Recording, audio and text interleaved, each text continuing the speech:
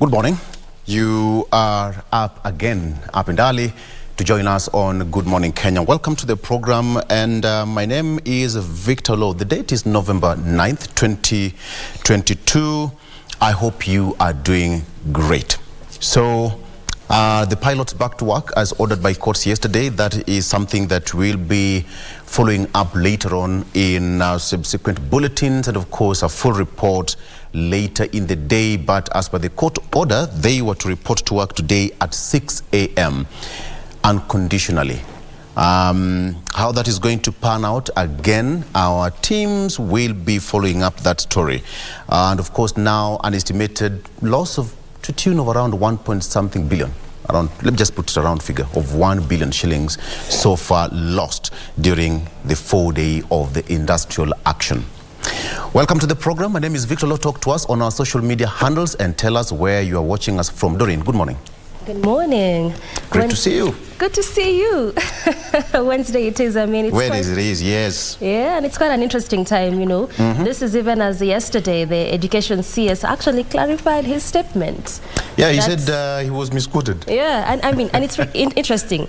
Same to trade CS on Mitumba Band, said it was misquoted. Aisha Jumo on the roadside, they're calling it roadside declaration that civil servants, she said that civil servants in a month's time will be getting a salary increase.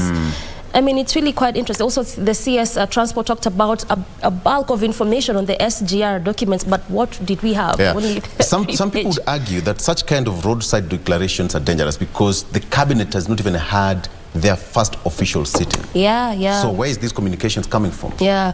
And you see, cabinet does not operate like that. And so for cabinet secretaries, you just don't wake up and speak. And you see some are even arguing that, is it because these are actually politicians who have gone into the executive, and do they need an induction perhaps to understand how the executive and government works? Because I mean, you can't all the time be saying that this is what is going to be happening, and then just a few days later after it was an April, you say that it was a roadside declaration. Just reminds me also of what the CS Health said, that it's only in Kenya where interns are paid more than the professionals themselves. Regina, good morning. How are you doing?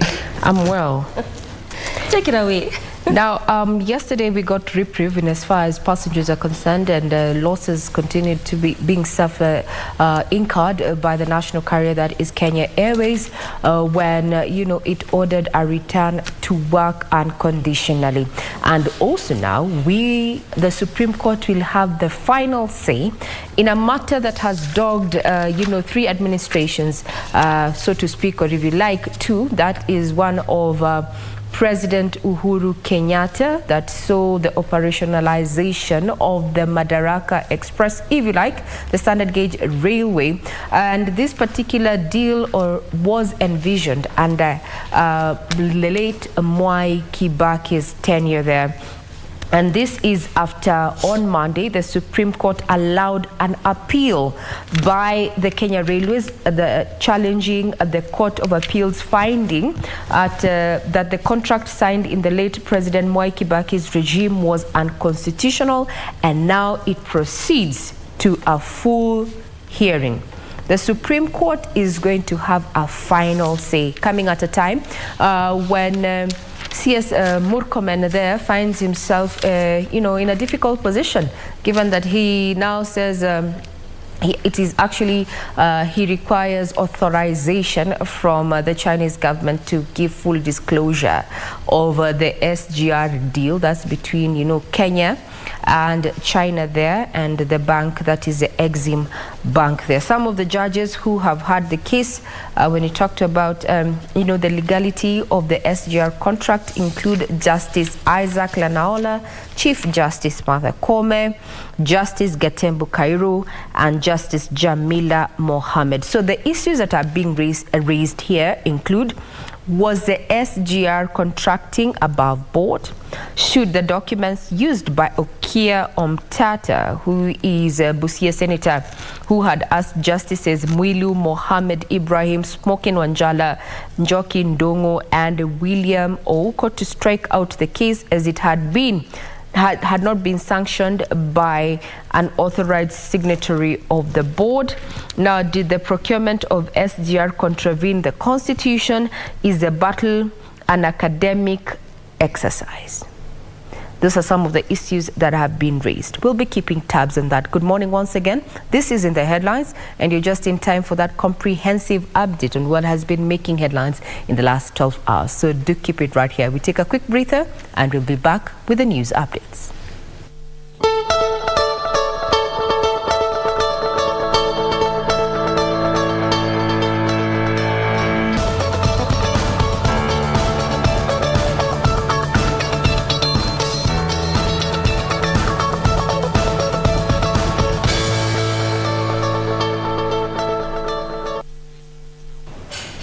Now we start off with that matter of the national carrier that is, Kenya Airways, where the striking pilots were ordered to unconditionally resume to work today. The Employment and Labor Relations Court Judge Justice Anne Maure, in her ruling, also ordered that the KQ management to facilitate the pilots' return to work without intimidating or punishing those who participated in the industrial action. Kenya Airways flights are expected to resume tomorrow after the High Court ordered the striking pilots to return to work unconditionally by 6 a.m. tomorrow morning. Respondent members, and especially the Kenya Airways pilots, resume their duties as pilots by 6 a.m. on 9th November 2022 unconditionally. In the ruling, the High Court also warned the KQ management against victimizing the pilots who went on strike, urging the management to facilitate the resumption of duties. The applicants take you to allow the pilots to perform their duties without harassing them or intimidating them, and especially by not taking any disciplinary action against any of them pending the hearing and determination of these suits. The part of intimidation that the Kenya Airlines have taken against them must cease. And that's a court order that Kenya Airways will not partake further intimidation of the pilots. They have to come to the table in good faith and negotiate this dispute. The pilots dismissed Kenya Airways' threat of legal action for contempt of court, arguing that they had valid grounds to go on strike, and pleaded for 7 days to argue out their case. A prayer Lady Justice Anna Maure declined, saying a solution has to be found to stop further financial hemorrhage at the airline. The officials of the respondent have reasons why they could not comply with the court orders. Allow them to canvass them. We are stranded, all of us. Nobody can travel in or out with KQ. So if you give you another 7 days, they're counting how many losses per day? 300,000, 300 million is a week. So divide that by 7. So I just would have preferred that I don't take you to jail, because I hear what you're saying. Even if you go to jail, it's not a solution. It's not a solution. According to the airline CEO, Alan Kilavuka, the management had contemplated replacing the pilots whose strike had cost the national carrier 300 million shillings per day. KQ was not making any concessions until the pilots go to work. That's really all we said. It's very difficult to negotiate with a gun on your head. That's essentially what we had. So how can KQ negotiate when the pilots have withheld their labor, which is central to an airline? For now, we are very hopeful that the negotiations that will be court supervised are going to yield fruit. The case will be heard on 21st this month.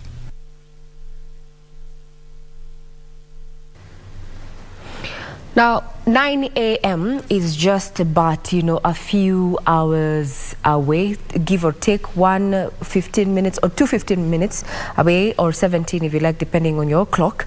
So we'll be keeping tabs on what is going to be happening at the Kenya Airways, especially domiciled at the JKIA there, to see if indeed the pilots have resumed to work as per that direction by the court yesterday.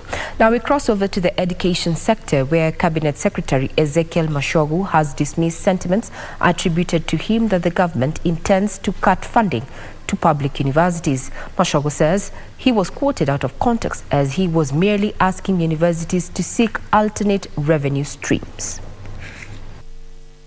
The sentiment attributed to Education CS Ezekiel Machogu has rubbed stakeholders in the higher education the wrong way. Voices of discontent emanating from unions and even university students' leadership terming the move ill-advised and an attempt to drive the poor out of higher education circles. It means now education is going to remain for the rich only. So for him now to withdraw that little funding, it means majority of the learners from the poor background are going to drop out of the school.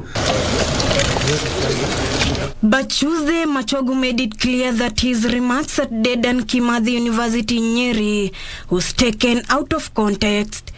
The CS clarifying that his call was for universities to expand their revenue generation streams where possible to meet the financial gaps. What we said is yes, government is supporting universities, and the government will be able to continue supporting universities through capitation and even infrastructural funds. Government will never stop funding universities. Machogu was in Kiambu said funding to public universities is intact and ring-fenced, that the government will continue supporting such institutions of higher learning, and that the Kenya Kwanza plan is to increase research funding from 0.8% to 2%. Which are already doing research and innovation, and by so doing, they are generating a lot of revenue. And what we are saying is that we can also explore other ways of generating income, other streams of revenue. So that is what we said. And the CS saying there should be no cause for alarm, as even the capitation of 15 billion shillings, Higher Education Learning Board, will not be touched. My way of doing things is that I will be able to work very, very closely with stakeholders. On Monday, Uwasu warned that any attempts by the government to cut funding to public universities will render education expensive, as universities will charge students fees at market rate which will be beyond reach for many students. And we launched the Kenyan-German TVET initiative for youth employment already in 2016. And such a large practical exposure increases both the practical technical knowledge as well as the social skills, which are equally important in a workplace. We have a deficit of 130 trainers. We pray for timely flow of capitation.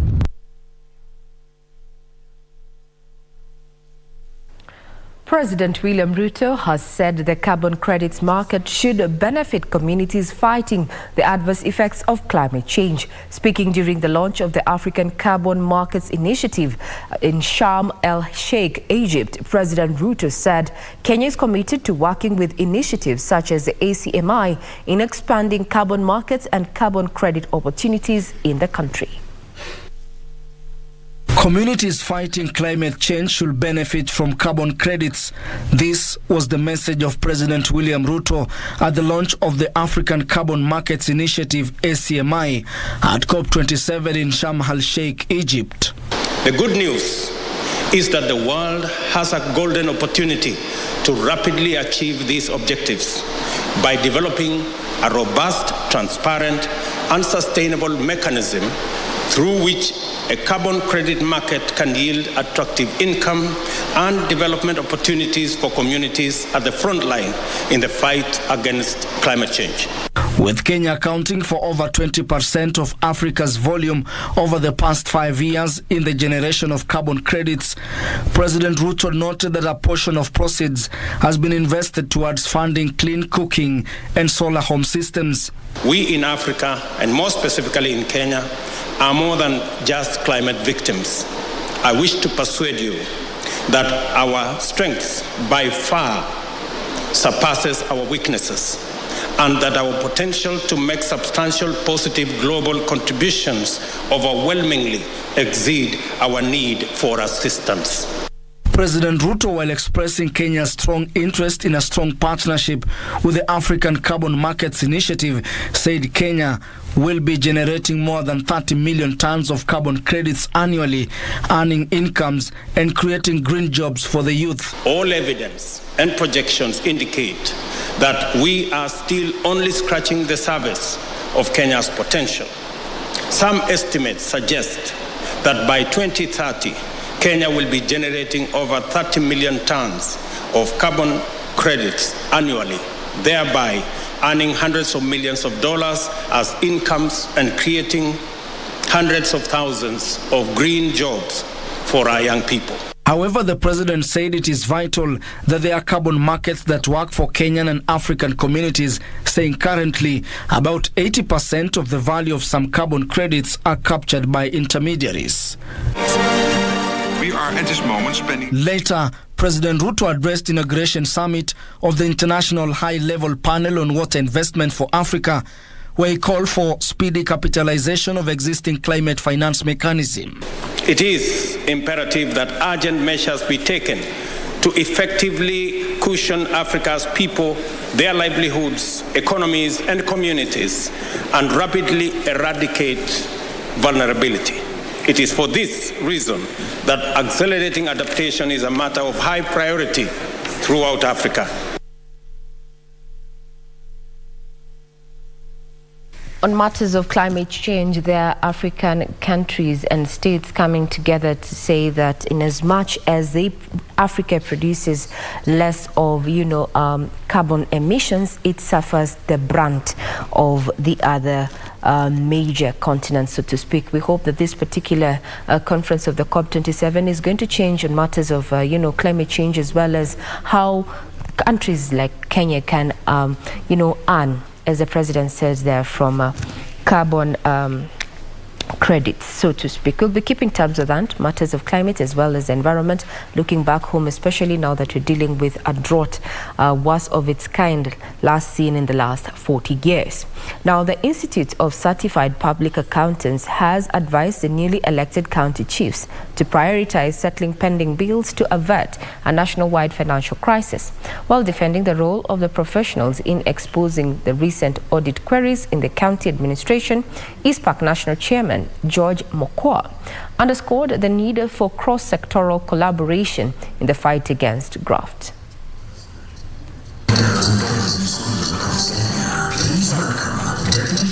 The 39th annual ISPAC conference kicked off in Mombasa with over 2,000 delegates pondering on policies that will promote sustainable business practices globally. 39th ISPAC. It is here that the professional body defended its role in exposing the discrepancies in administration of counties in the last financial year. Pending bills is not an accounting word. There is nothing like pending bills. These are resources which have been misapplied. And I've said in minimal cases is where there's a shortfall in on-source revenue vis-a-vis what was budgeted or targeted to be collected. It maintained that the county bosses are to blame for flouting the law, hence the accumulated pending bills that are hurting small and medium-sized businesses. We have 500 billion shillings that are out there in pending bills. If that amount was to be released to the market, you can imagine how businesses could flourish. Deputy Chief Justice Philomena Mwilu, who was the chief guest, reiterated calls for integrity and accountability in devolved governance and affirmed the judiciary's support for the war against graft. Do not ignore or cover up impropriety. Do not cover up complaints and audit concerns for bribes. ISPAC National Chair George Mokua called for collaborations across sectors for successful prosecution of graft cases.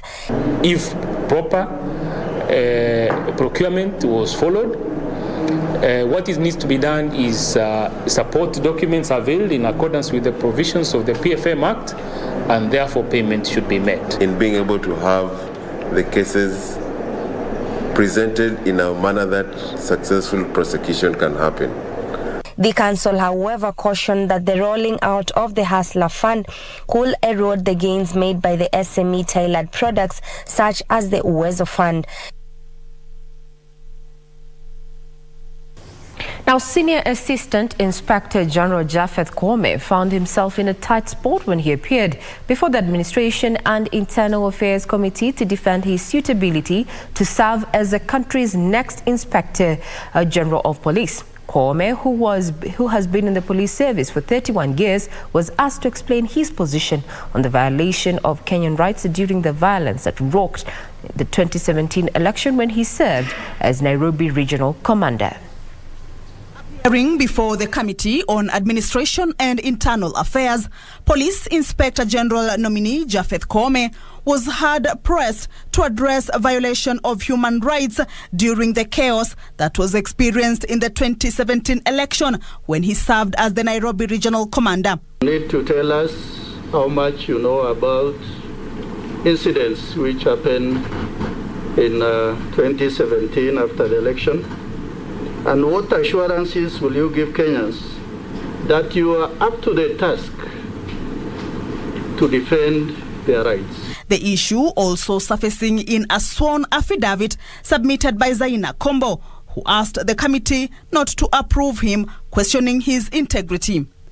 There's a girl who was died, I think somewhere in Mathare.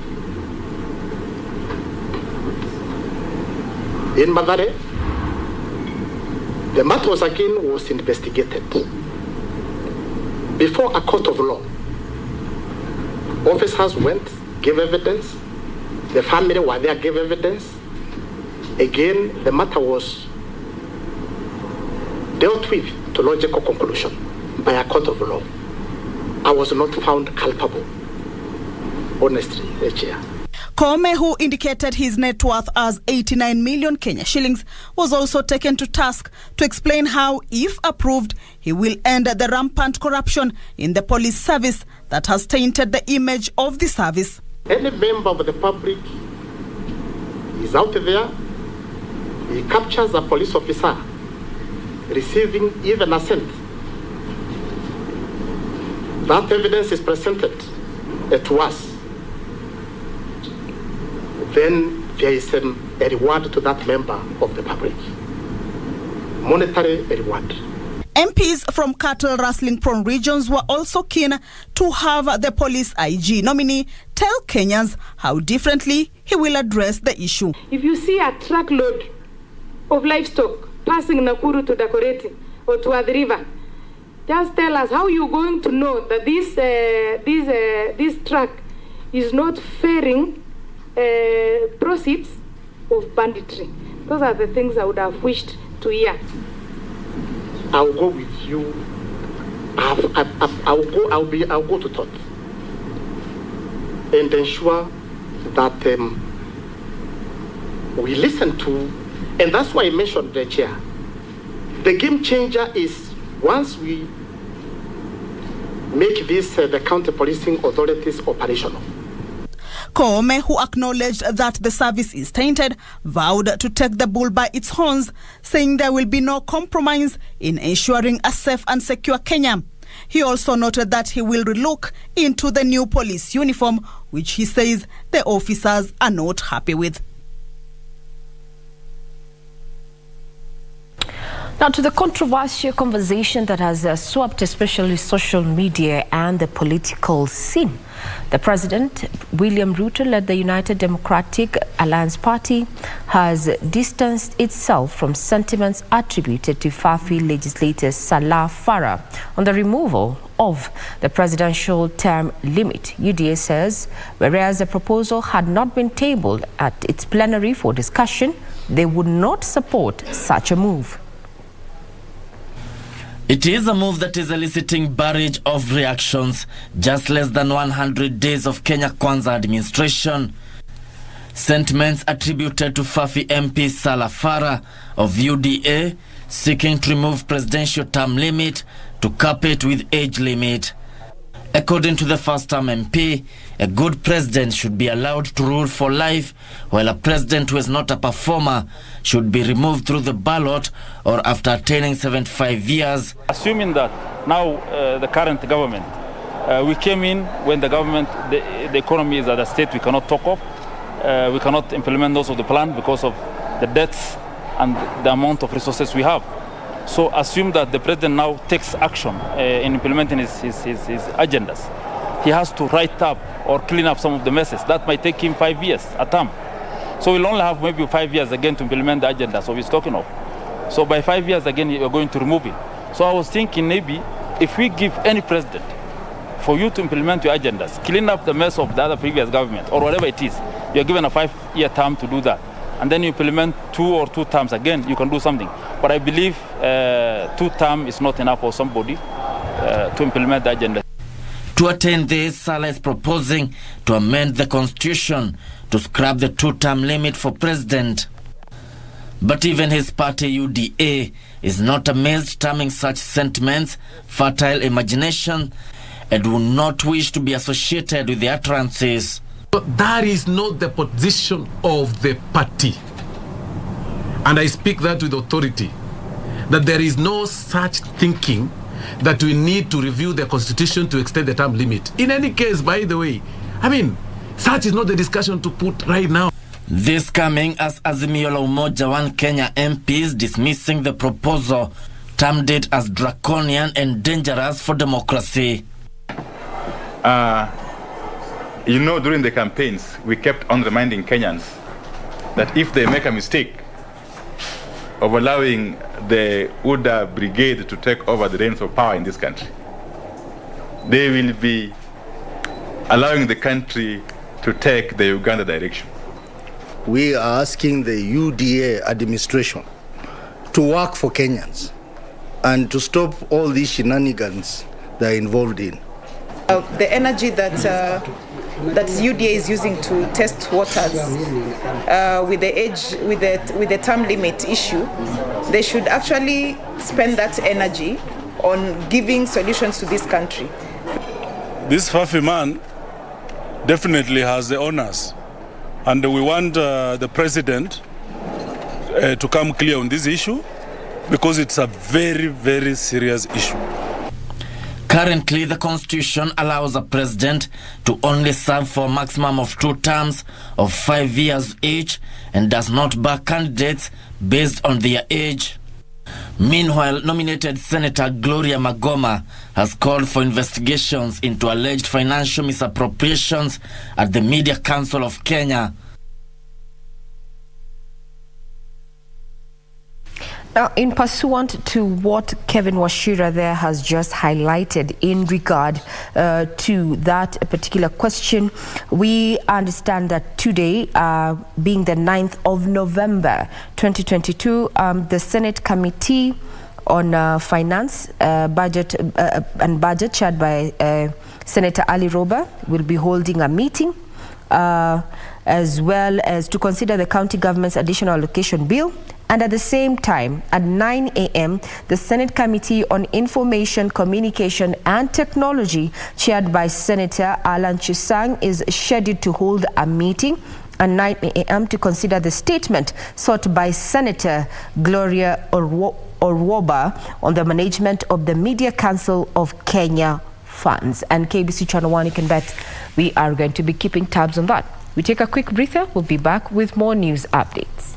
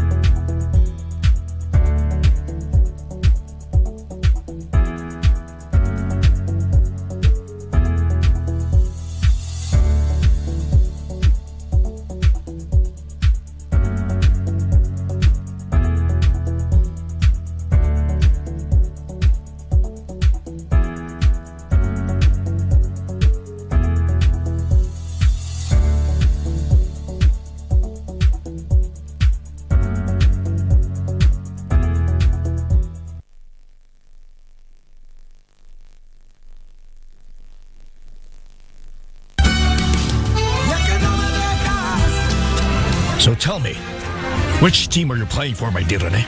Is it your damn father's team? Or is it mine? Yes, you are my son, Tobias. Do you remember? Do you remember you once asked me to help you find your son? Well, here I am. Why is Dad with another woman? What are you going to tell her? I mean, at the end of the day, you have no right over her or her life. What do you want? What are you doing here? Hey, you still have the audacity to look at me that way? In your repulsive state? Really now? I don't know what you're talking about. What do you mean? I saw you, Almudena. I saw you in the cafeteria hugging Jaime, Gisela's husband. To be honest, I never thought you could do it. But you know what? You have no idea how much it disappoints me. I'm sorry to inform you that you will never be able to speak again. Apart from that, your hands are useless. No, this cannot be happening to me, Doctor. I can't be...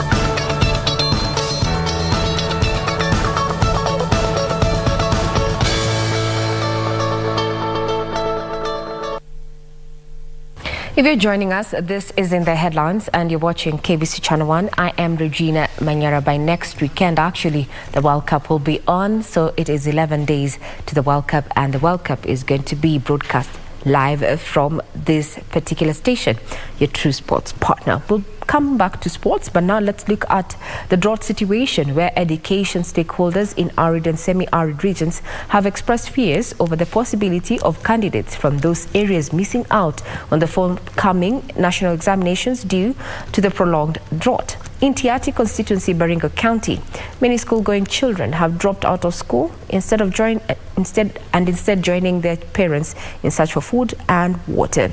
Professionals in the area are now calling for speedy intervention from the national government to ensure candidates in ASAL regions get to sit their national examinations. Tiati constituency in Baringo County is battling the ongoing drought. School-going children from the constituency have dropped out of school due to the ravaging drought. Irene Tula, Pokot professional, is calling on the government's speedy intervention, saying most candidates risk missing the examination owing to the drought situation. Because the same students are going to sit exams and they'll be examined with the same exam. The same students sitting in Nairobi will be sitting for the same exam, and they are supposed to be admitted to the same schools, and so far nothing has been given whether there'll be special consideration for students. Chesakam Primary School head teacher Patrick Mdani said families depend on schools to get food, citing a recent case where a student collapsed at the school due to hunger.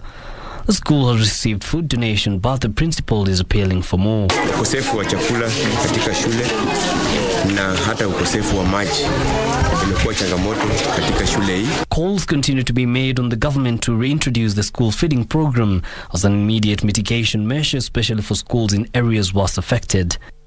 This coming as the Maendeleo ya Wanawake organization donated food to women in Kajiado's Matapatu South in Kajiado Central. The organization's chair Rahab Mikali calling on the government to ensure relief food gets to those villagers, saying many are starving. We need to go deep inside in the interior so that we now make sure every family is getting something.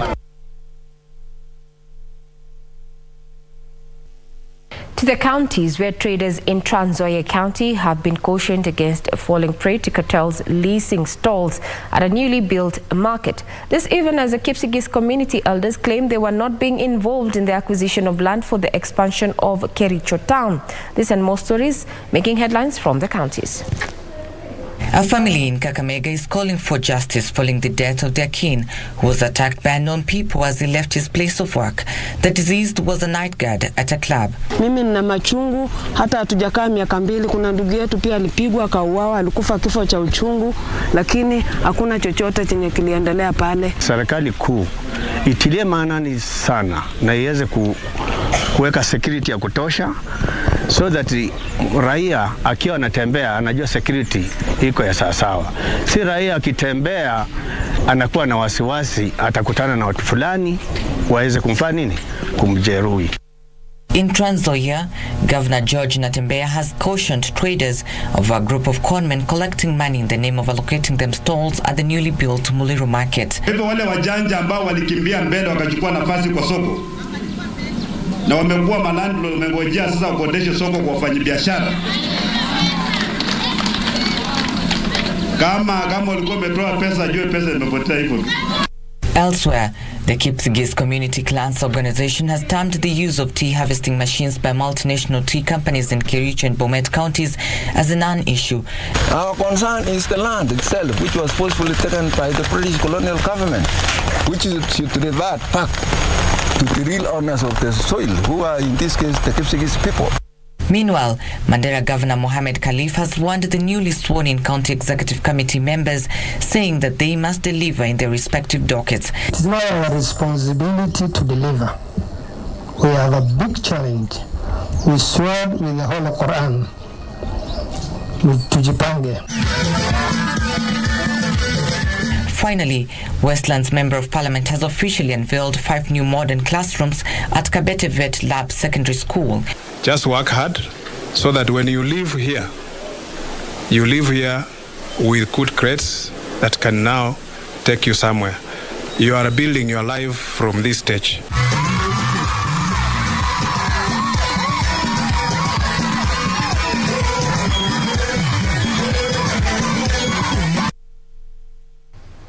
Now, county governments have been urged to fully incorporate professional planners in executing urban developments.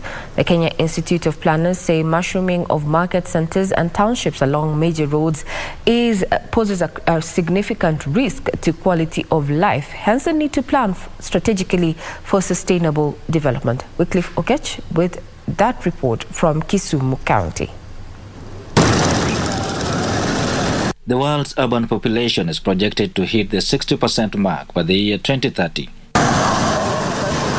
This has led to the mushrooming of market centers and townships along major roads in the country, something the Kenya Institute of Planners warns could pose a significant risk to the quality of life if left unregulated.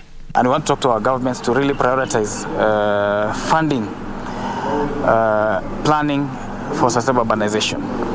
In terms of sustainability, we'll be able to know the demand because we don't only plan for the current population. Our plans are usually forecasted 10 years, 20 years. We actually plan for 10 years ahead, and we're able to tell government this is the direction that will go in this particular city and in this particular county. The institute therefore wants both the national and county governments to fully engage professional planners for sustainable development. In this region, we are performing poorly. None of the counties in this region has an approved county spatial plan. All right. So how are you funding? How are you basing your projects on? We've seen the region also taking a lead in terms of forming the economic bloc, bringing the counties along the Lake region together. This will only be cemented when you have a proper spatial plan. Not every county will have an international stadium. We cannot have viability where every county has an airport. You know, we need to come together and look at it from a spatial point of view. Where are our strengths? And the counties that have certain strengths are given the competitive edge to go about it. He says a failure by local administrations to involve planning professionals was partly the reason some projects did not bear the intended fruits. In that regard, we are actually able to advise which are the kind of careers we want. There'll be this number of people, and we usually have thresholds that for healthcare, for every 1,000 people, you need one doctor, one nurse, one teacher, one policeman. So we're able to even advise sustainably which are these careers that are going to be. We are now promoting participatory planning processes.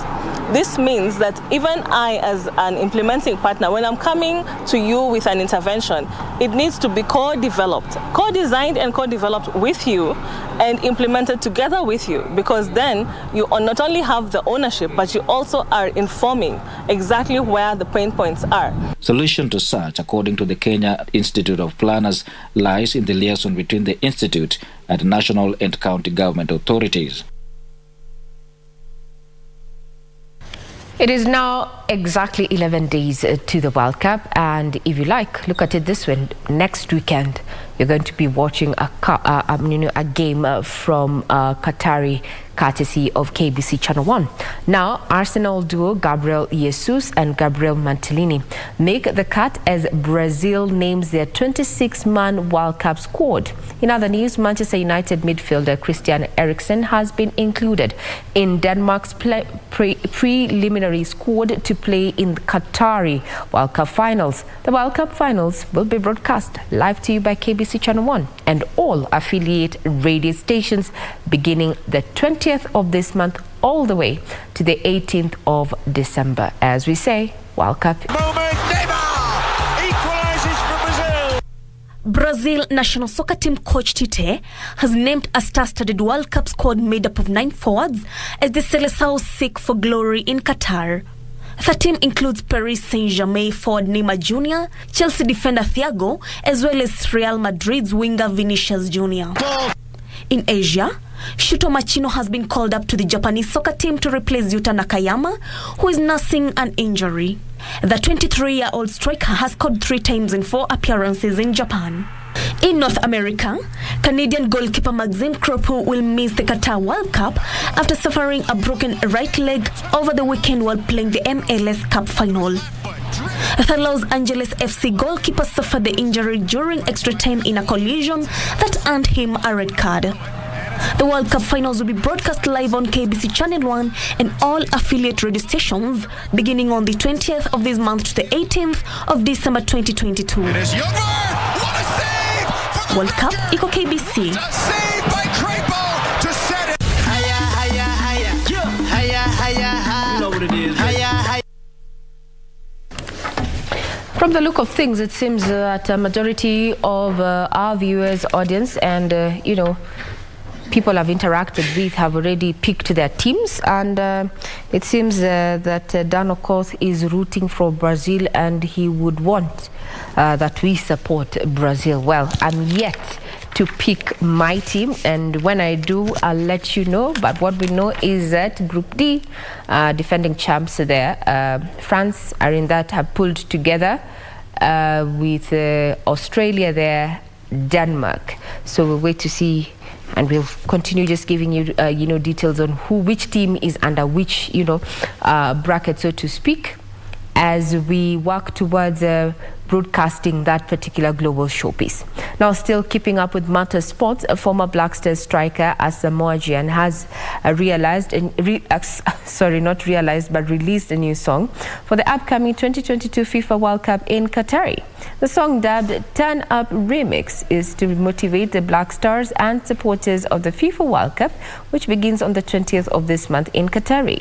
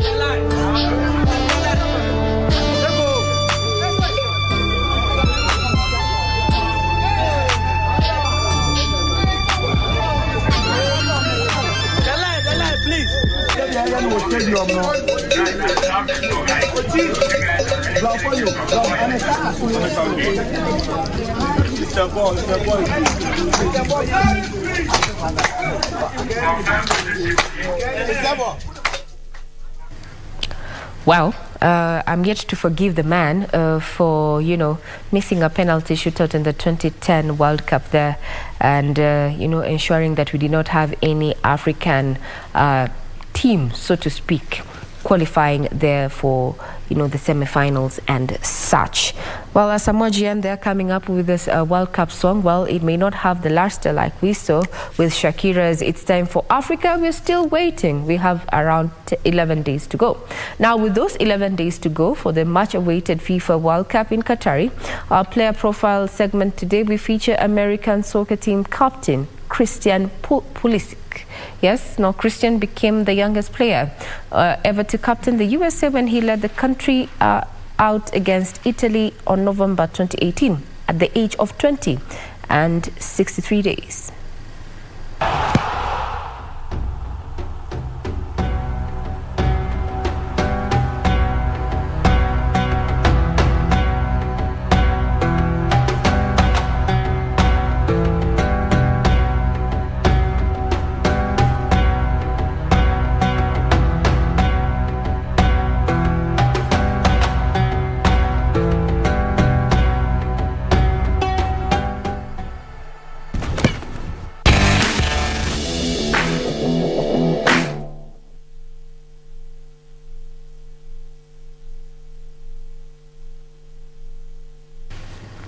Well, that puts a cap on matters news this morning. Remember, our website is open for your perusal. That is www.kbc.co.ke. Now let's look at the dailies and what they have lined up for us, given that today is November the 9th, 2022. I have a copy of the Standard. Let's skim through. So the front page, it's all about what we just mentioned there, a detailed report presented by Kevin Washira, and this is in regard to statements that is, shaking up the political scene, so to speak. the 10-year limit, and storm over presidential term limit. A suggestion by the UDA MP to amend the 2-term presidential limit raises political heat, with leaders dismissing it as a retrogressive move that will take the country back to the dark days of political repression. Who are we talking about? The UDA MP is none other than Salah Yakub, who sticks to his guns and insists that debate is to come to Parliament soon. We'll be keeping tabs on that. So yesterday, Japhet Koome was being vetted, so to speak. He was on the hot spot there. A detailed report that was prepared here on KBC Channel 1. So this daily has also captured what questions were asked and how he responded. So in as far as graft is concerned, Koome, Japhet, is quoted saying that graft is rampant in the police force. So what is he going to do about it? Well, we'll also be giving you details of that. Then by 9 a.m. this morning, we're going to be keeping tabs on what is going to be happening at our major airports there. And this is following a directive and ruling made by court yesterday, which is good news for passengers of the struggling national carrier after the Labour Court ordered the striking pilots to resume to work this morning. We're going to be keeping tabs on that if they actually resumed work. And remember this decision by the Labour Court there yesterday, Justin Morris said that the management should not victimize them whatsoever for participating in that industrial action. Then the question of SGR that has made headlines yesterday is also having a section here. Why? Because now the Supreme Court holds the final card on the legality of the SGR contract, and this is after yesterday the Supreme Court allowed an appeal by the Kenya Railways challenging the Court of Appeals, finding that the contract signed by late President Mwai Kibaki's regime was unconstitutional to proceed to a full hearing. So now, judges who have heard the case, we have Justice Isaac Lanaola, Chief Justice Martha Koome, Justice Gatembu Cairo, and Justice Jamila Mohammed. You may be wondering, what are the issues raised? Was the SGR contracting above board? Should the documents used by Okiya Mtata be expunged from the court record? Did the procurement of the SGR contravene the Constitution? And is the battle an academic exercise? Yesterday from the dailies, we had a full splash saying that, the current Transport Cabinet Secretary Murkomen there was just giving, piecemeal documents in regard to this particular contract, and it emerged that for him to give, or rather for this particular contract to, be made public, or rather full disclosure, if you like, he needs authorization, or rather Kenya needs authorization from the Chinese government. We're going to be keeping tabs on that. And what I can tell you is that the business desk has gotten a copy of the abridged version of the SGR deal there, so to speak, and some of the issues raised there include that within the contract, or rather the agreement, is that materials that were used in the construction of the Madaraka Express, the SGR, were sourced from China. And in as far as, May this year marked 5 years since the operationalization of the Madaraka Express, the Chinese nationals still continue running the show on the SGR, despite a promise to have a skills transfer and enable the locals actually take up these managerial as well as operational roles. These are just some of the issues that we have been looking at, trying to put this matter of the standard gauge railway into perspective. So from the front page, we also have a story that Governor now Barasa appeared before the EACC over an 18 billion shillings Ketraco scandal, where the EACC officials are believed to have interrogated other former government officials. Remember, he resigned, that is Fernandez Baraza resigned as a Ketraco in February to contest for the Kakamega governor seat, which he secured. 18.4 billion shillings as the amount of money paid as penalties from the deemed generated energy between May 2017 and September 2018, and this is according to evidence that was, presented, or the PIC have. We're going to be keeping tabs on that too. Other stories that are making headlines. Disabled police officers are to wait longer for allowances approval. This is affected officers are crying foul over the delay. Now, according to the NPSC chair, it says that the tax exemptions were suspended to harmonize the allowances, so a longer wait for disabled police officers, for the allowances. And talking about the wait, is that now employers call for a review on the plan on the NSSF contributions. Now, according to the FKE Chief Executive Jacqueline Mugo, says the proposal could lead to double payments. Remember, the NSSF Act in itself, it seeks to increase contribution to 6% of gross salary. So it means you do 6%, your employer does another 6. You meet at the middle, we're looking at around 12. So now currently a worker in employment is deducted between 250 shillings to 1,700 monthly. And this is in addition to PAYE, pay as you earn, which allows the state to take up 1 shilling for every 10 shillings and to the first 24,000 shillings, and 1 shilling for every 4 shillings in the next 8,332, and 1 shilling for on every 3 shillings amounts above 32,332. Well, so if you are in informal employment, the question would your payslip actually be able to carry the 6% increase when it comes to NSSF, including PAYE and such? Well, that puts a cap on matters in the headlines. Remember, our website remains open to your perusal, and we invite your feedback. You can get us on KBC Channel 1. Now we hand you over to Victor. I'm Regina Manyara. I wish you a pleasant viewing ahead. All right, let's take a look on the Star, People Daily and Daily Nation. Quickly on the Star newspaper, term limits. UDA disowns Fafi MP's plan. Ruto Party Chairman Mudhama says that MP's views are personal. Now, the first term Member of Parliament insists that his proposal has wide support. That is on the front page of the Star newspaper. Willie Kimani's family had 6 years after his gruesome murder. The case is still ongoing in court. HIV among male sex workers too high in Nairobi, study reveals. Long journey, breast cancer survivors seek post-treatment help. That is there. HIV, the story about HIV among male sex workers too high in Nairobi. According to a study, it says that those aged 18 to 24 years had a much lower HIV prevalence rate.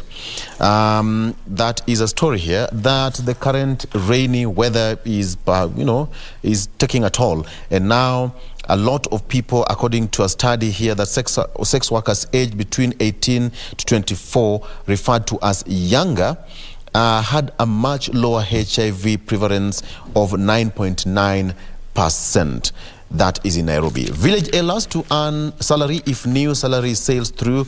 That is a proposal that has been put forward by Kilifi North Member of Parliament Owen Bayer, who says that if the proposal will be there is a hope at least now for thousands of village elders following a move by a lawmaker to amend the law to have them under government payroll. Now, according to Kilifi North Member of Parliament Owen Bayer, who is seeking to amend the National Government Coordination Act to have the village elders recognized and entitled to monthly payment for their services.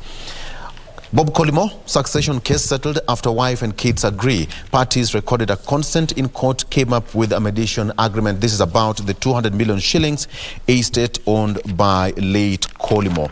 Very quickly, the case of Willie Kimani there. on a full page of the Star. The story of presidential term limit, UDA disowns lawmakers' plan. Ruto Party Chairman Mudhama says that MPs' views are personal and they stand for open democracy.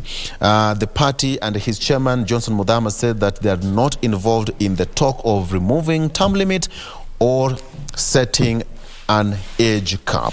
That is a story that is captured here quite deeply on the Star newspaper. 2017 Pole violence haunts Koome, who was vetted yesterday. Affidavit cites 2 cases: murder of Stephanie Mura and storming of University of Nairobi by police.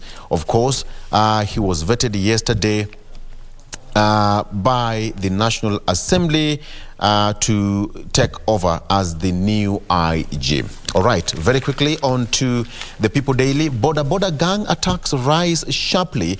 Over 1,500 suspects arrested countrywide as police crack down on gun and knife wielding raiders. Security police boss nominee big on pledges. That is Japhet Koome, who was vetted yesterday. And strike, court tells KQ pilots. Again, that's a story that we'll be following up for you, whether they've resumed and flights are now ready to take off. Governor quizzed on electricity deal. Kakamega County boss Fernandez Baraza was yesterday grilled for the second day at the EACC offices over why cost of laying electricity lines from Turkana to Suswa over short budget. That is around 18 billion shillings.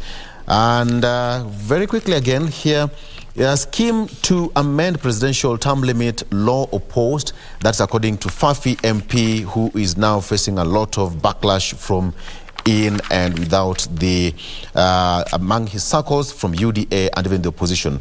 That is very quickly on the People Daily. And finally on the Daily Nation, again, storm over plot to end presidential term limits. The age at which Salah Yakub, who is now Fafi Member of Parliament, wants a person to be barred from running for president rather than the current constitutional limit of 2 terms. That is now 75 years. And now is facing a lot of backlash. Now, the ruling Kenya Kwanza Alliance yesterday reacted angrily to revelations by Fafi MP Salah Yakub of a plan to remove presidential term limits, with UDA Chairman Johnson Mudhama cautioning that the president's party believes in open democracy and the rank and file of the coalition, calling the MP's remarks personal and hot air. Very fast, rich nations on the spot over climate crisis that is happening right now in Egypt, and President William Ruto, beg your pardon, is attending that, and he also made his point on the climate change. That is as far as that is concerned. Let's take a break and we come back. Dorina Range has got more after this. Stay with us.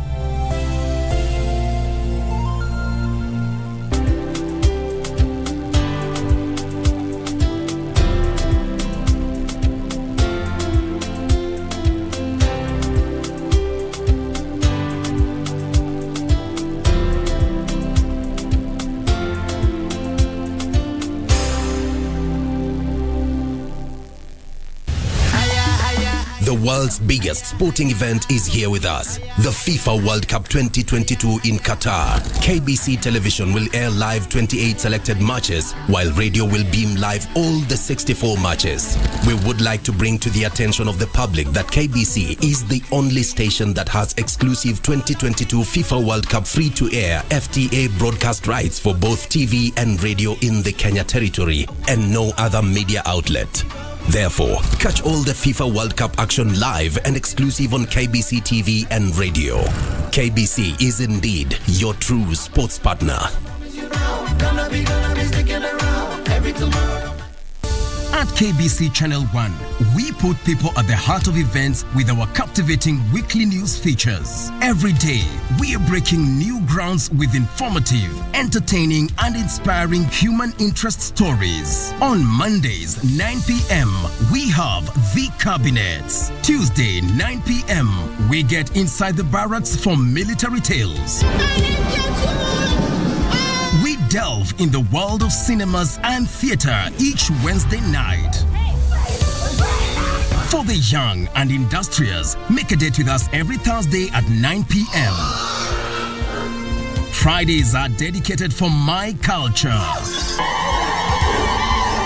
On Saturdays, we go back in time for history in perspective. And on Sundays, we get to know the process of how things are done and made.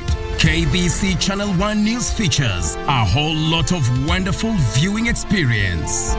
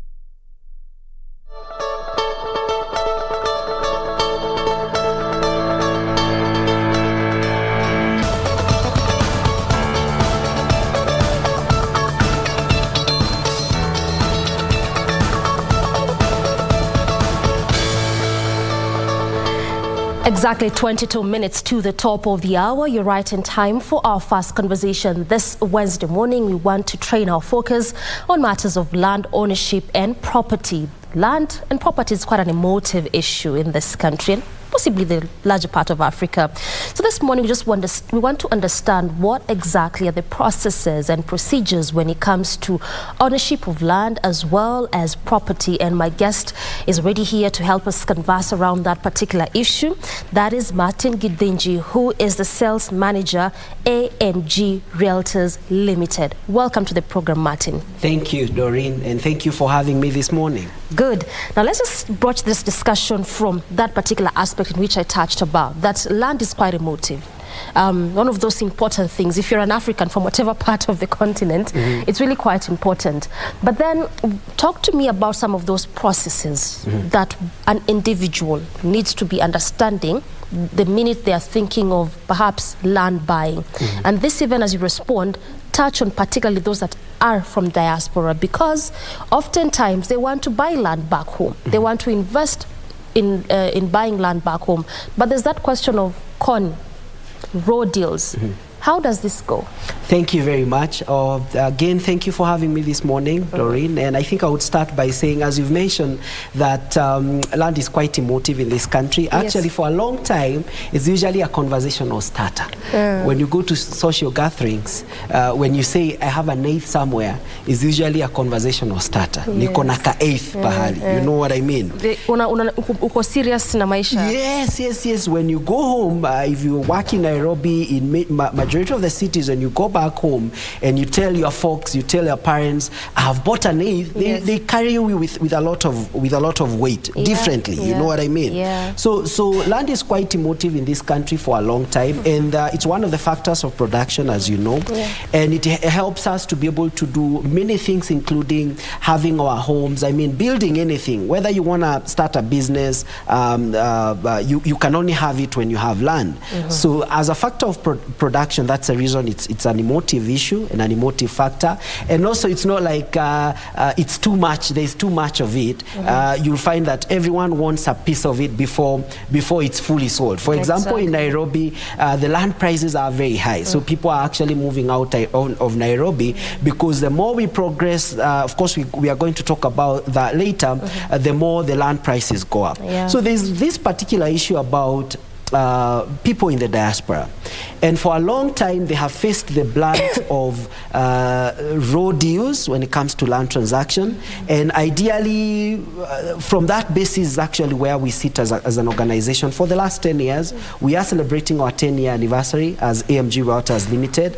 And for the last 10 years, we've seen that majority of the diaspora customers are looking to invest here in Kenya, because majority of them usually go out there so that they can be able to actually go and get work there and of course invest back at home because of the limited opportunities, that is job opportunities that we have here in Kenya. So when you find those people going out there, they work extra hard to ensure that they've been able to get something here in Kenya, motherland, so that they can actually come back later. As you all know, there are some extreme weather conditions in some of those parts of the world. Right now, it's winter in the US and the majority part of the Europe. So those people are bearing extreme weather conditions to be able to earn something, come back here and be able to live a comfortable life. You understand? So by that basis, you find that they end up falling prey to unscrupulous land sellers here in Kenya with briefcase companies, and we've heard about them. So what is happening and what we are doing as an organization is that we are enabling the diaspora customer invest here in Kenya hassle-free. There are a lot of people who are selling land in Kenya, and the reason why there are a lot of people who are selling land in Kenya is because of the ease of entry to the work of selling land. You know what I mean? There is an ease of entry. I mean, if today, Doreen, you decide that you are going to start a side hustle of selling land, you can actually do that even without registering a company. You understand? You can actually be an agent. So for AMG, it is important to mention that we only sell what we own as a support system to the diaspora people. We don't do agency. We only sell what we own. We don't broker land. We fully buy what we are selling. We get the titles, we get the documents before we can actually start selling. All right, I hear you. So then, just in general, broadly, talk to me about those documentations. What paperwork is needed, whether in diaspora or here in the country? Because as you've said, land is quite emotive, and those processes are really needed at the end of the day. If at all you need to be buying something legit, what is the first thing that one needs to be doing? Number one, it's important to know whether it's an entity, a corporate entity, it's a company you are dealing with, or it's an individual. Because people who sell land in Kenya, you find that it's either a company or an individual person. You can have Martin selling land as an individual, and also you can find AMG selling land as a company. So it's very important from the onset to know, is it an entity that is a corporate organization, or is it an individual? And the very main reason why you need to know this, Doreen, and everyone who is watching us, is so that you can be able to know what or who owns the ownership document. Because if it's Martin, and it's Martin who is selling land, so does the title read Martin? Are we together? If it's AMG and it's AMG that is selling the land, does AMG has the title under their name? Because one of the biggest whether an individual or a company does not matter. These are the things that you need to be looking at as a Kenyan. What is the name in this particular property or land? Good. So number one, the title deed.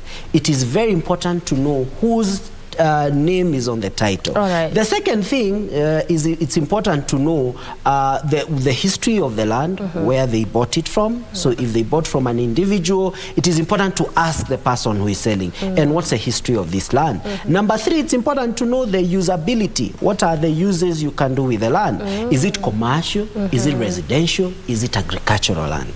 Number four, it is important to conduct a search of the land that you are intending to buy. And how do you conduct a search? You get a copy of the title from the people who are selling. Once you get a copy of the title, you go to there. If it's an entity, you are going to get their PIN certificate, their certificate of incorporation. Go to a land registry and conduct a search. Once you conduct a search, you are going to get results. Just let me butt in, please, kindly.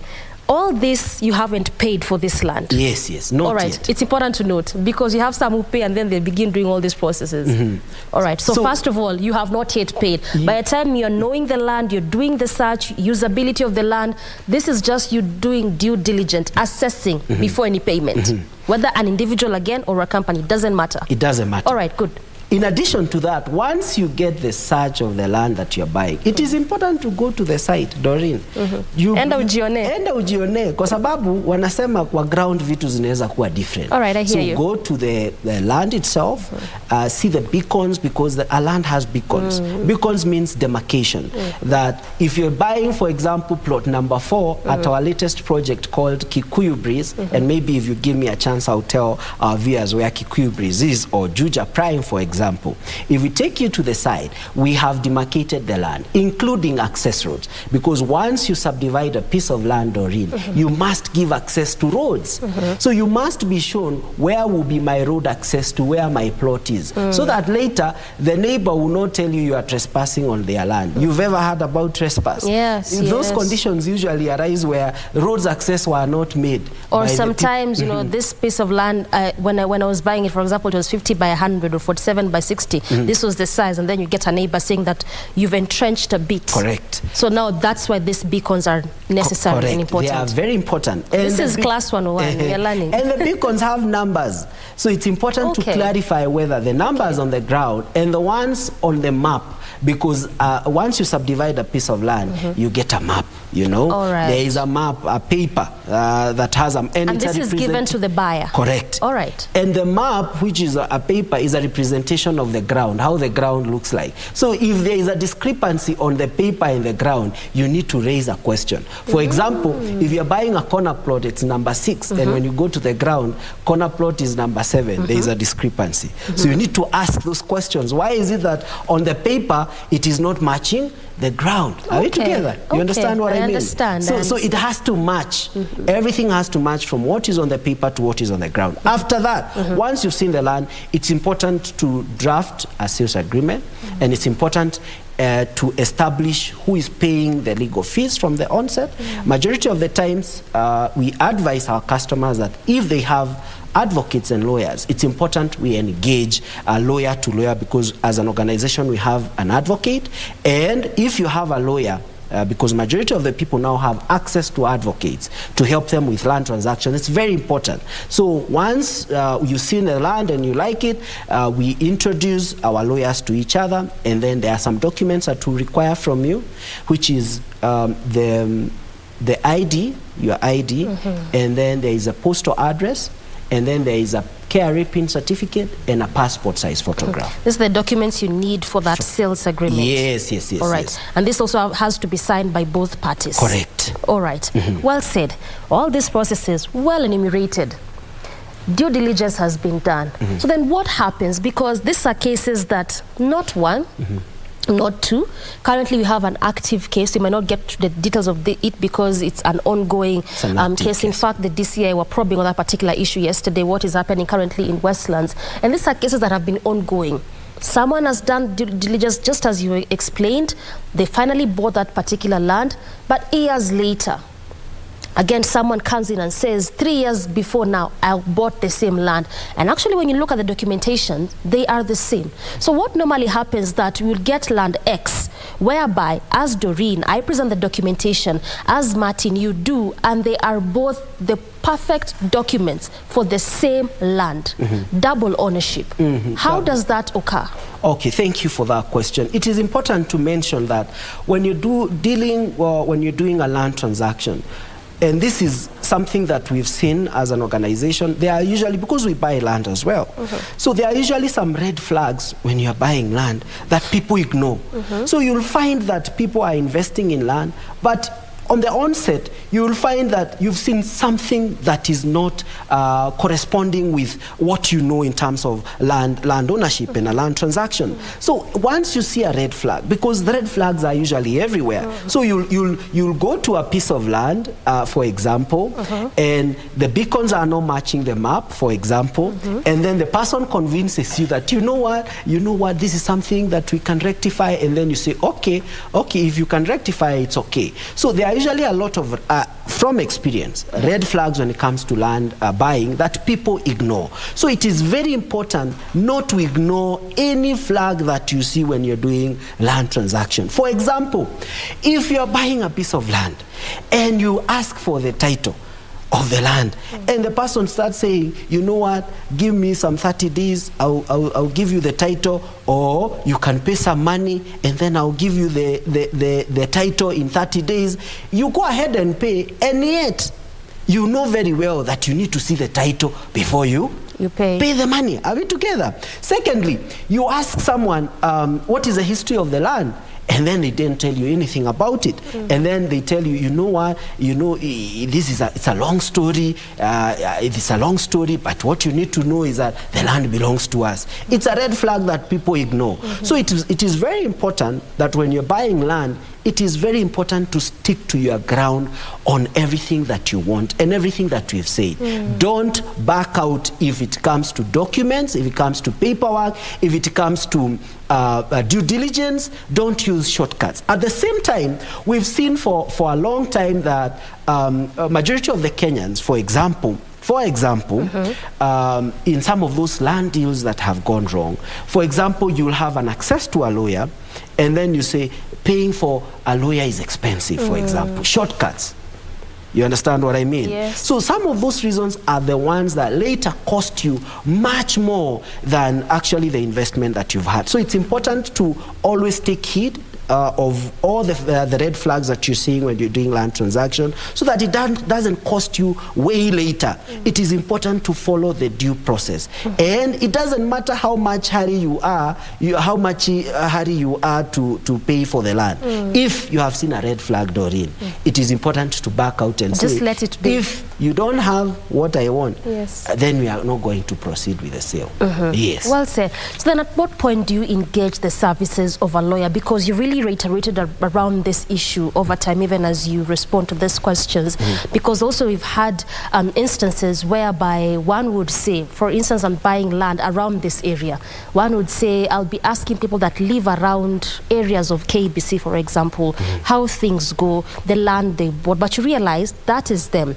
That specific land that you want to buy, it is you who wants to get this particular land. So then one would say, instead of engaging services of a lawyer, I'll just be asking around to ascertain the authenticity of what I want to get. So at what point do you engage services of a lawyer? Is it at the onset, somewhere in between as you are doing the agreement?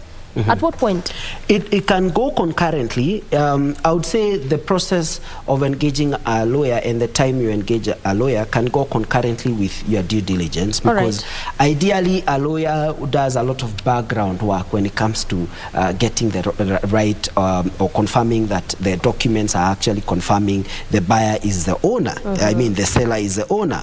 So when it comes to engaging a lawyer, you can actually go to a site visit as the lawyer is doing background work on the documents, because ideally a lawyer will be able to go to the registrar of the companies to be able to check who are the directors of this company that is selling the land, is able to go to Ardhi House or land registries across the country, conduct searches as you're going to the ground and asking the neighbors and all that. So just do all of this in tandem? Yes, in tandem. It can run concurrently if you are able to, because also it has some resources that are involved. So there's someone who say, I can only be able to first go to the site, I finish up that so that I can be able to engage a lawyer. It all depends on the finances that you have, because it also involves resources at the end of the day. So if you're able to engage a lawyer when you can still go to the site and do all that, that's a good thing. What, for example, we do as an organization, which is goes a long way in ensuring that you don't spend as much when it comes to due diligence, and you save, because ultimately, what's the goal? The goal is for you to own land, right? So for an organization like AMG, we are able to take you to the site, and we don't charge you.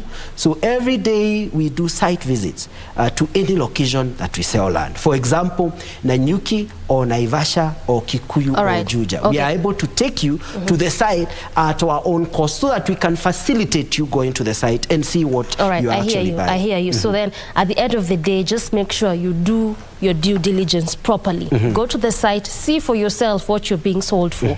Not that if you can, make sure you engage services of a lawyer. Let a legal mind tell you how things and how the paperwork looks like and how it works at the end of the day. I also want us to talk about something quite pertinent, I should say, and this is was introduced by the former CS lands, that is Farida Karone, matters of digitization in land registry. In your own analysis, just particularly as a realtor, how does this alleviate the burden of land ownership? Thank you very much. So the digitalization of land records in Kenya is a move that we welcome as a realtor, as AMG, and it's a good move because number one, it will help in ensuring that matters to do with due diligence and paperwork and confirming actually that the land belongs to the person who is selling, that the process has been made easy to the buyer. You know what I mean? Because Ardhi Sasa is a platform where as a buyer, you can be able to log in, check the history of the land. You can be able to see that it's AMG. And you talked about history. And history, you know, it has the history of the land. You don't have to engage any person whatsoever. You can actually be able to just put in the LR number, see the history of the land. So what does it mean? It means that it will make the work so easy moving forward for buyers to be able to invest in land hassle-free. The reason why we are talking about engaging lawyers is because of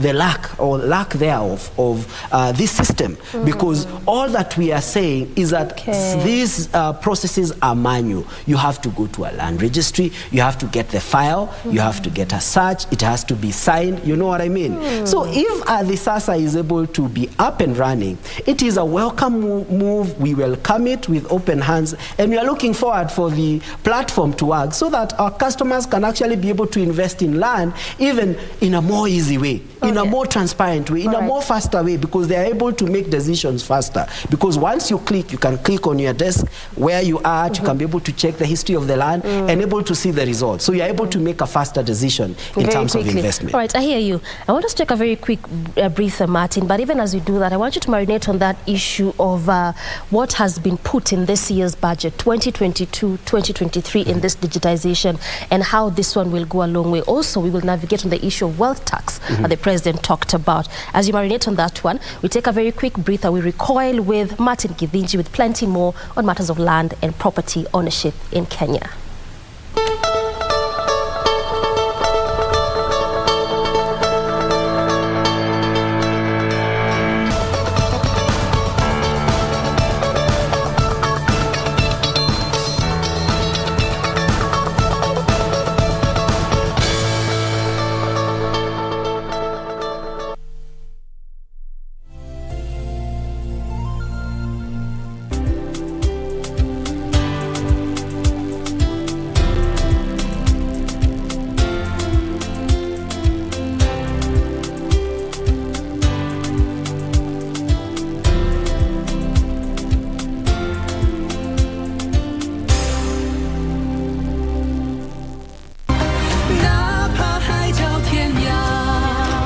The shroud of energy over Master is rather thick and heavy.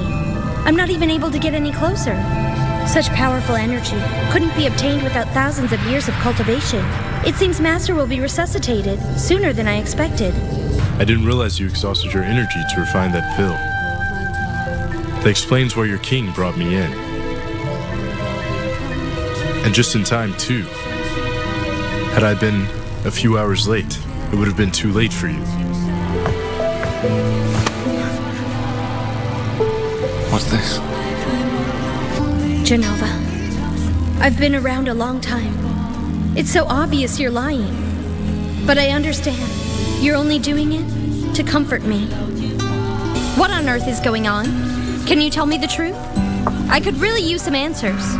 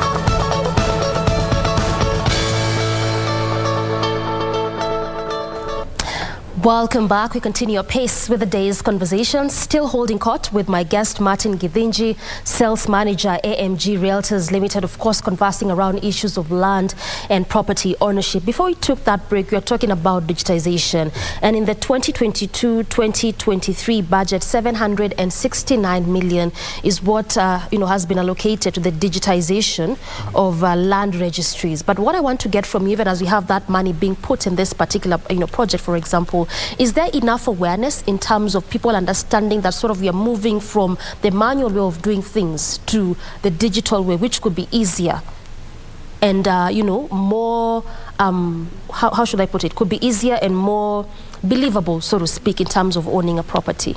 I would say that the information is out there because majority of the times our customers are asking us about the thing about digitization of land records. So they're asking us now what happens from here. So the information is out there. What I think needs to be done is that the process needs to be expedited so that now people can be able to realize what it means. At the end of the day, the information is out there. People know about it. So people are aware. People are aware about it, but now people feel maybe it's taking long for it to happen. Because, for example, Nairobi, it was supposed to have been done by June, still not yet, so that we can actually go out there to the counties, so that we can actually have all the whole country captured on the National Geospatial Data Center, which is part of the National Land Management System. So I feel the information is out there, yes. What we need to do is ensure that the process has been fast-tracked to ensure that we have actually been able to use the SASA the way we are supposed to.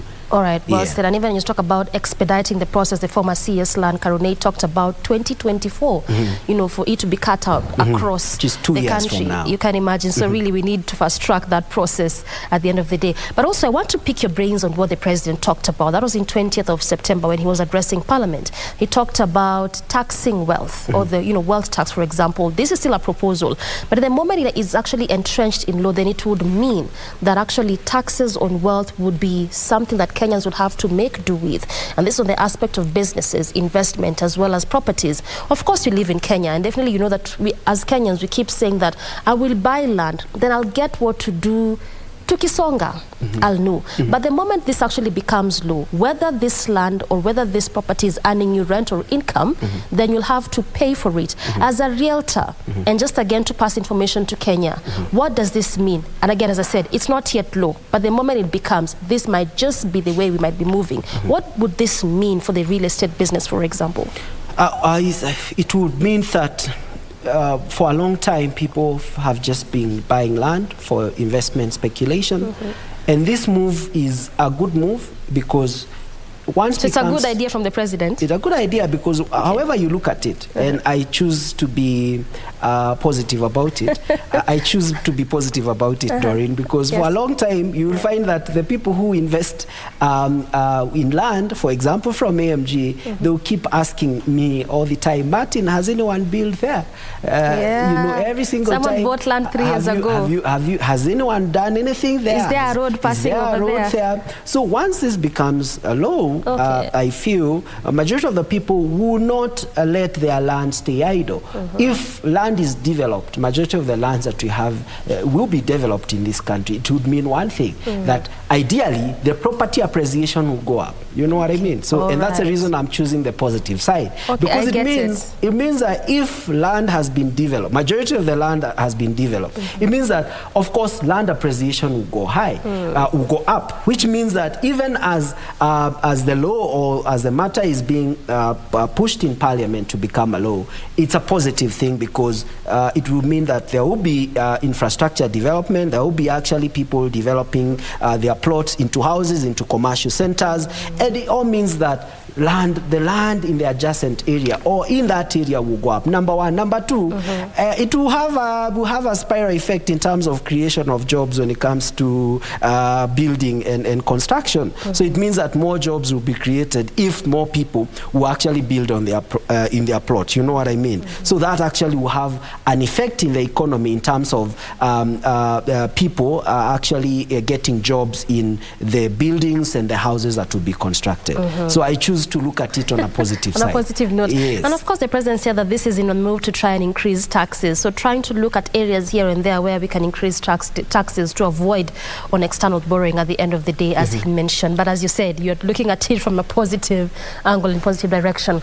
Also, I wouldn't want us to exit this space without talking about issue of land grabbing. It is a matter that also the previous ministry really tried a lot to deal with. In fact, there was a time where the former CS was in the Senate committee just trying to address these issues of land grabbing, talking about how it has been an ailment in our country for the past 60 years or even beyond that. In the UK, for example, they have dealt with this issue for close to 15 years, and this is a developed economy. Up until now in Kenya, it is still an emotive issue, land grabbing. What can we do to just deal with this? Perhaps not even today or in the next 10 years, for example, but slowly by slowly. What can we do to sort of like deal with issues of land grabbing in Kenya?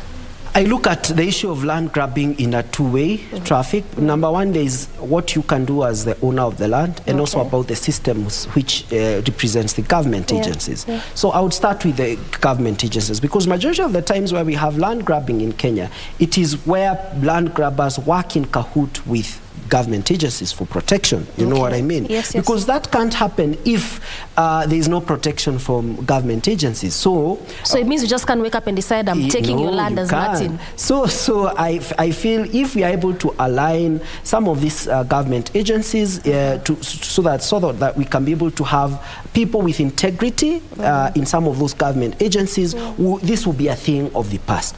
But if the people who are still in those government agencies are corrupt, for example, you'll find that they will always work in cahoot, because it's always someone who is going for protection, for example, and telling those agencies, I need your protection as I grab a certain piece of land. You know what I mean? And the government agencies, we all know them, that touch on matters to do with land, from the security agencies to the land sector, all those agencies. If we are able to have agencies that are straight and that are integral when it comes to integrity, then this will be a thing of the past. The second thing that is about you as an individual, because if you are able to actually check out the pieces of land that you've bought in the long run, I mean, you commit yourself every month, you'll be going back to that plot you bought in Nanyuki and just checking it out. Do actually people go back and see and check out what they bought? Because some of these land grabbers, they survey on a piece of land that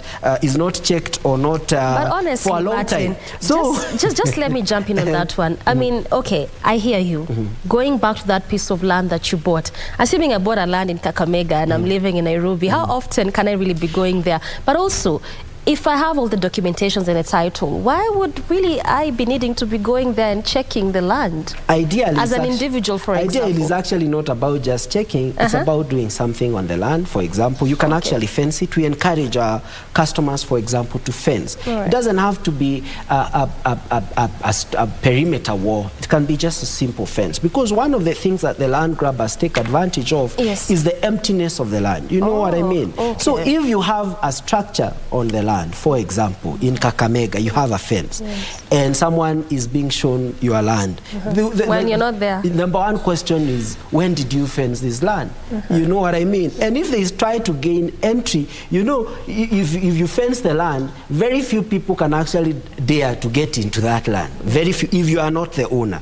So we usually encourage our customers, not just going back to see the land, because seeing is saying. It is important to just do something, to put a small fence on the land, because what we are doing is that you are pushing away would-be land grabbers if you're actually doing something on the land. Just something, fencing the land, putting a structure. Kuna mtu hata anaendaga anamwaga mawe tu. Anaiacha tu hapo. Yes. You are actually putting away would-be land grabbers when you do that. All right, well said. Thank you so much. And directors just say that we need to finish at this point, but I understand that when it comes to land, it's really quite one of those lengthy conversations because there's quite a lot lot to talk about. Nonetheless, we have to cap it at this point, and I just want to appreciate you for coming and talking to us about what we need to know, the processes we need to be employing as individuals, as Kenyans, if at all you're intending to own land or property. Asante sana. Thank you for having me this morning, Doreen. I also want to thank our customers for the last 10 years that we've been in business, for choosing to invest with us. Welcome to AMG Welters, and of course, right now we have an amazing promotion. No, we have to cop. We have to cap at that point. Martin, thank you so much again for your time. I have been speaking to Martin Githinji, who is the sales manager at AMG Realtors Limited. Of course, land and property ownership has taken center stage of our conversation. Good place to end this particular conversation, but Good Morning Kenya continues after this breather. Stay with us.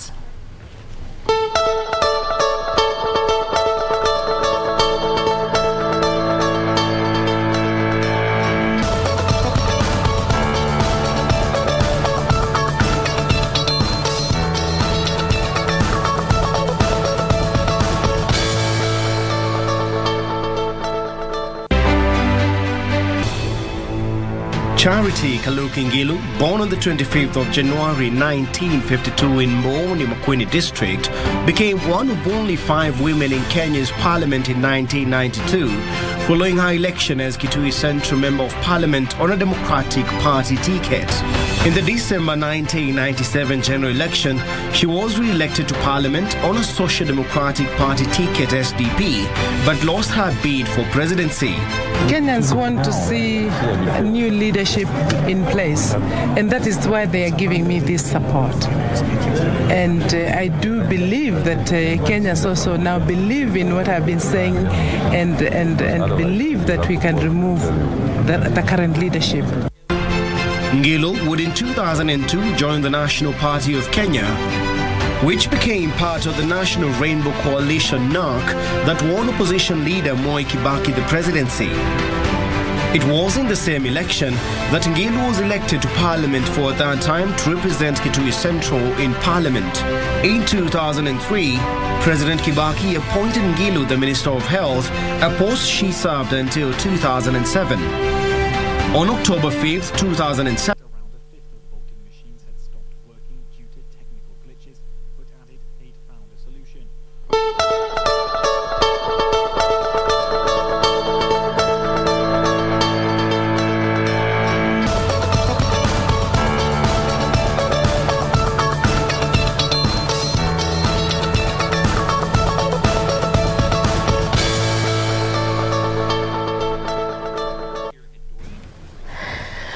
Welcome back to Good Morning Kenya. We want to take on our second conversation this Wednesday morning, matters of women taking center stage. And over the weekend, the Second Lady Dorcas Rigathi talked about empowerment programs, particularly financial empowerment programs for boys and young men. This is what forms like the backdrop of our conversation this morning, even as we look at how the empowerment program has been done for girls and just what we can do to bridge that particular gap. My guest will be helping us talk about this. That is Deborah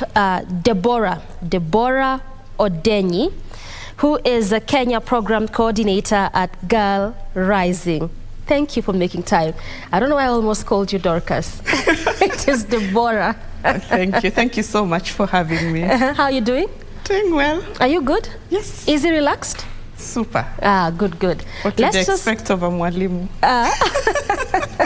All right, let's just start from understanding Girl Rising. Mm-hmm. You know, the idea, concept, what it's geared towards, the kind of programs that take place at Girl Rising. Mm-hmm. Mm-hmm. So Girl Rising is a non-profit that uses the power of storytelling to change the way the world values girls and their education. Okay. Yeah, especially girls and their rights. And so we create films, resources that inform the rights of girls and their education.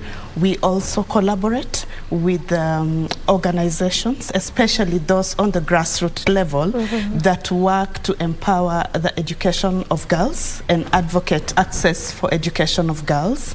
And then we activate change in ways that change is community-led and also supports the education and access of the same education for girls in communities. Yeah. Yes. From your response, I'm hearing a lot of education. I know there's a lot of programs for girls, not just education. We have some who are doing pad distribution, some who are doing empowerment and leadership. So for you and Girl Rising, why specifically education? Why did you just, choose to really largely focus on matters of education? We know that education is the liberating tool. It's an empowering tool. And so we look at not just having an education, but accessing education and getting quality education for these girls. And we believe that when a girl is educated, then she's empowered to make decisions for herself, to be able to advocate for others as well, and improve communities. And so at Girl Rising, we really work on life skills programs that support girls. We know they have a voice, but do they have the confidence for their voice to be heard in community? Do they have the agency? Are they able to take agency, take action, and also just against the gender bias, take action for themselves, have the agency to transform the way the community thinks about them with regard to gender, especially biased norms that affect them. Yeah. All right. So it's one thing to have education, it's a different story to have access to it. From what you have been covering in the different areas, how has this been looking like in terms of access of education? To what extent is the reach of education? I must commend the government. They've done quite much with regard to access to education for all children, which is a right. And what It's actually in the Constitution. Yes, it is.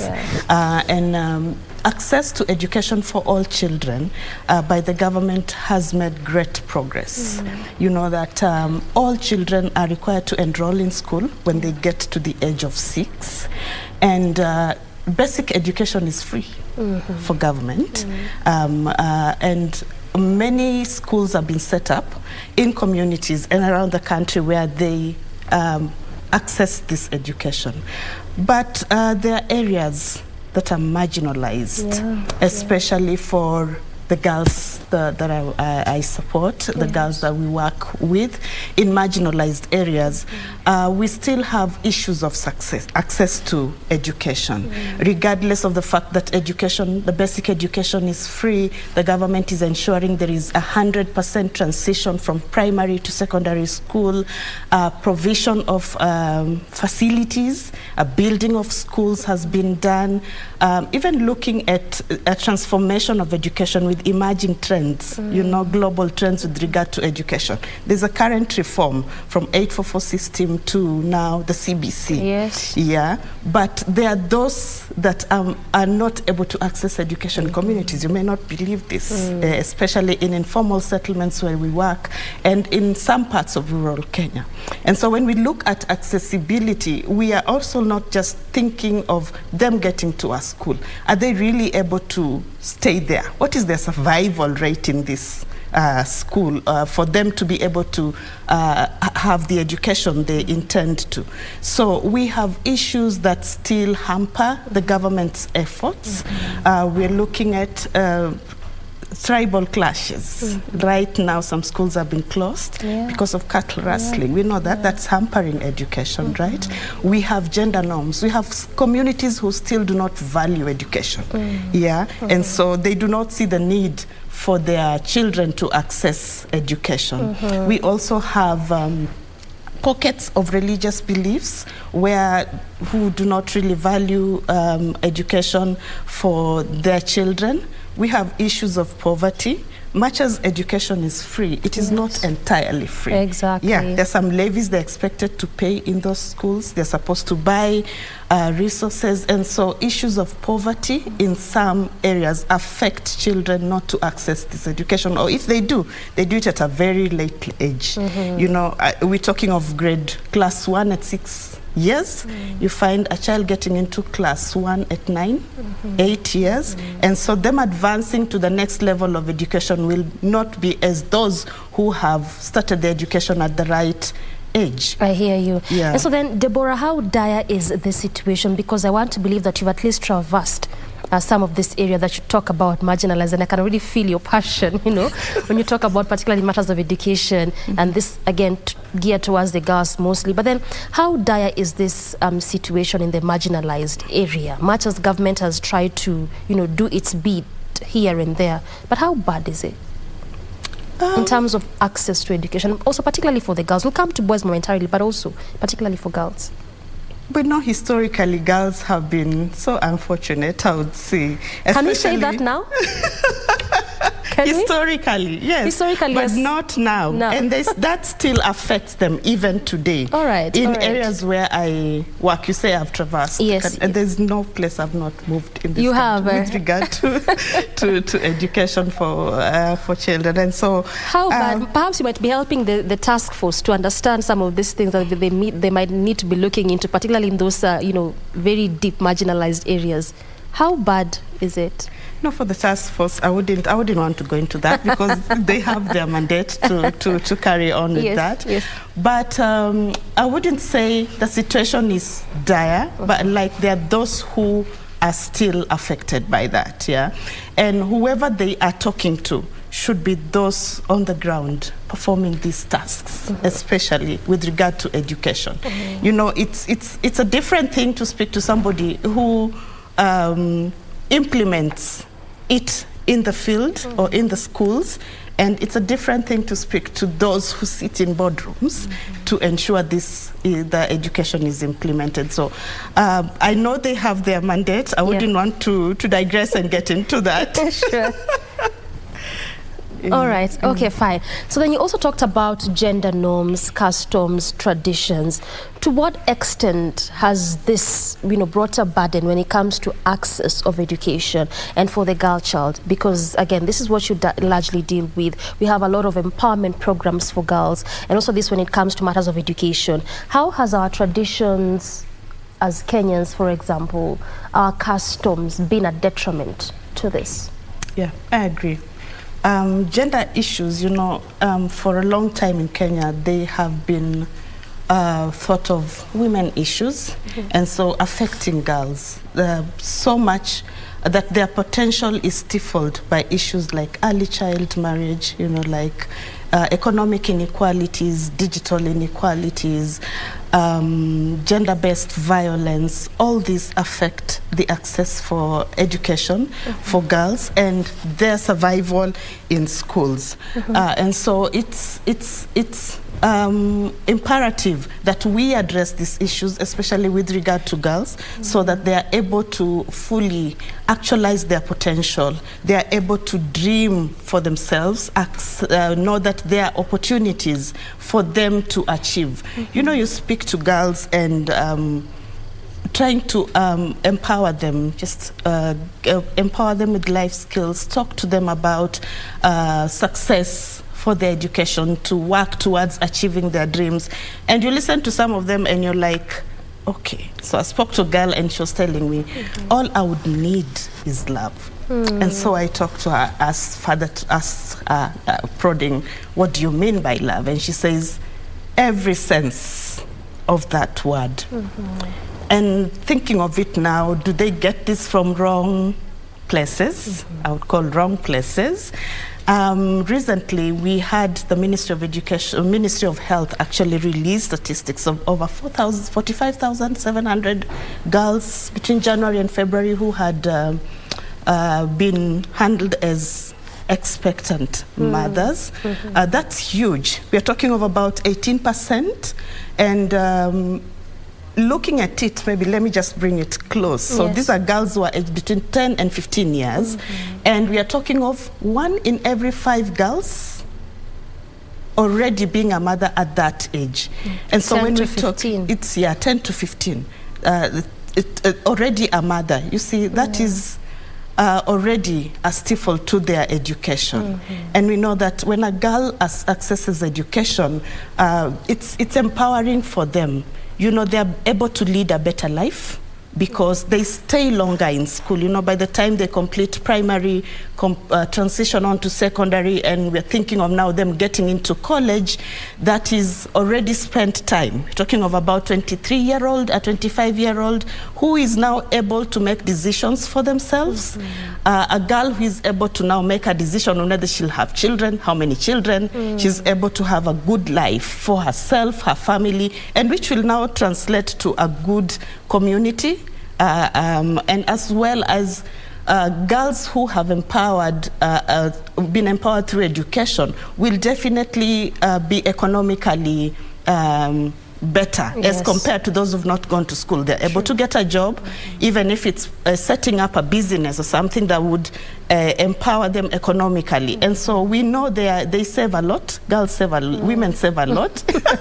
And they plow almost 90% of their resources back into their families, into communities. And that is why we say gender issues, gender norms, these biased norms have stifled the education of girls in a big way.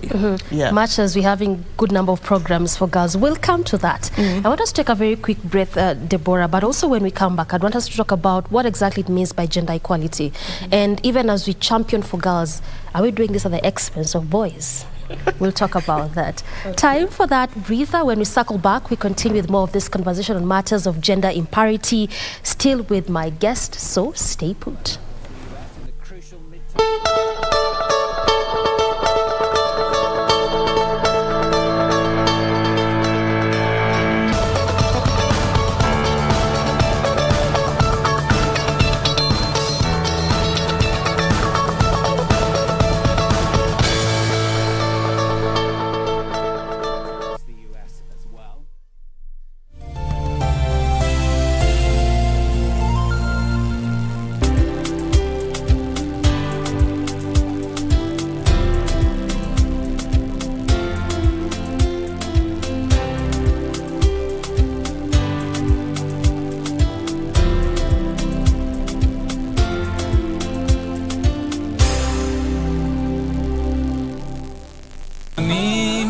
Nikapewa kikombe cha maji ya kunywa, maji kwa weupe yameshinda hata maziwa. Allah subhanahu wa ta'ala ni mwingi wa rehma na huwa hawachi ibada ama amali njema za waja wake kupotea.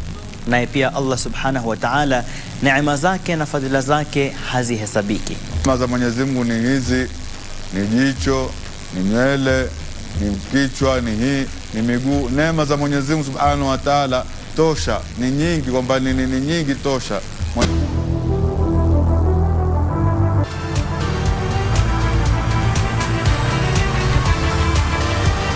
Musa again, trying to get round the back of Arneson. He's in, it's Musa, across goal, Musa surely!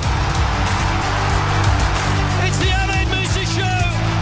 Just minutes after he hit the crossbar, he's put in a second goal. And Iceland caught flat-footed at the back once again. Arneson couldn't get the challenge in. And Musa makes it 4 goals in 2 World Cup matches.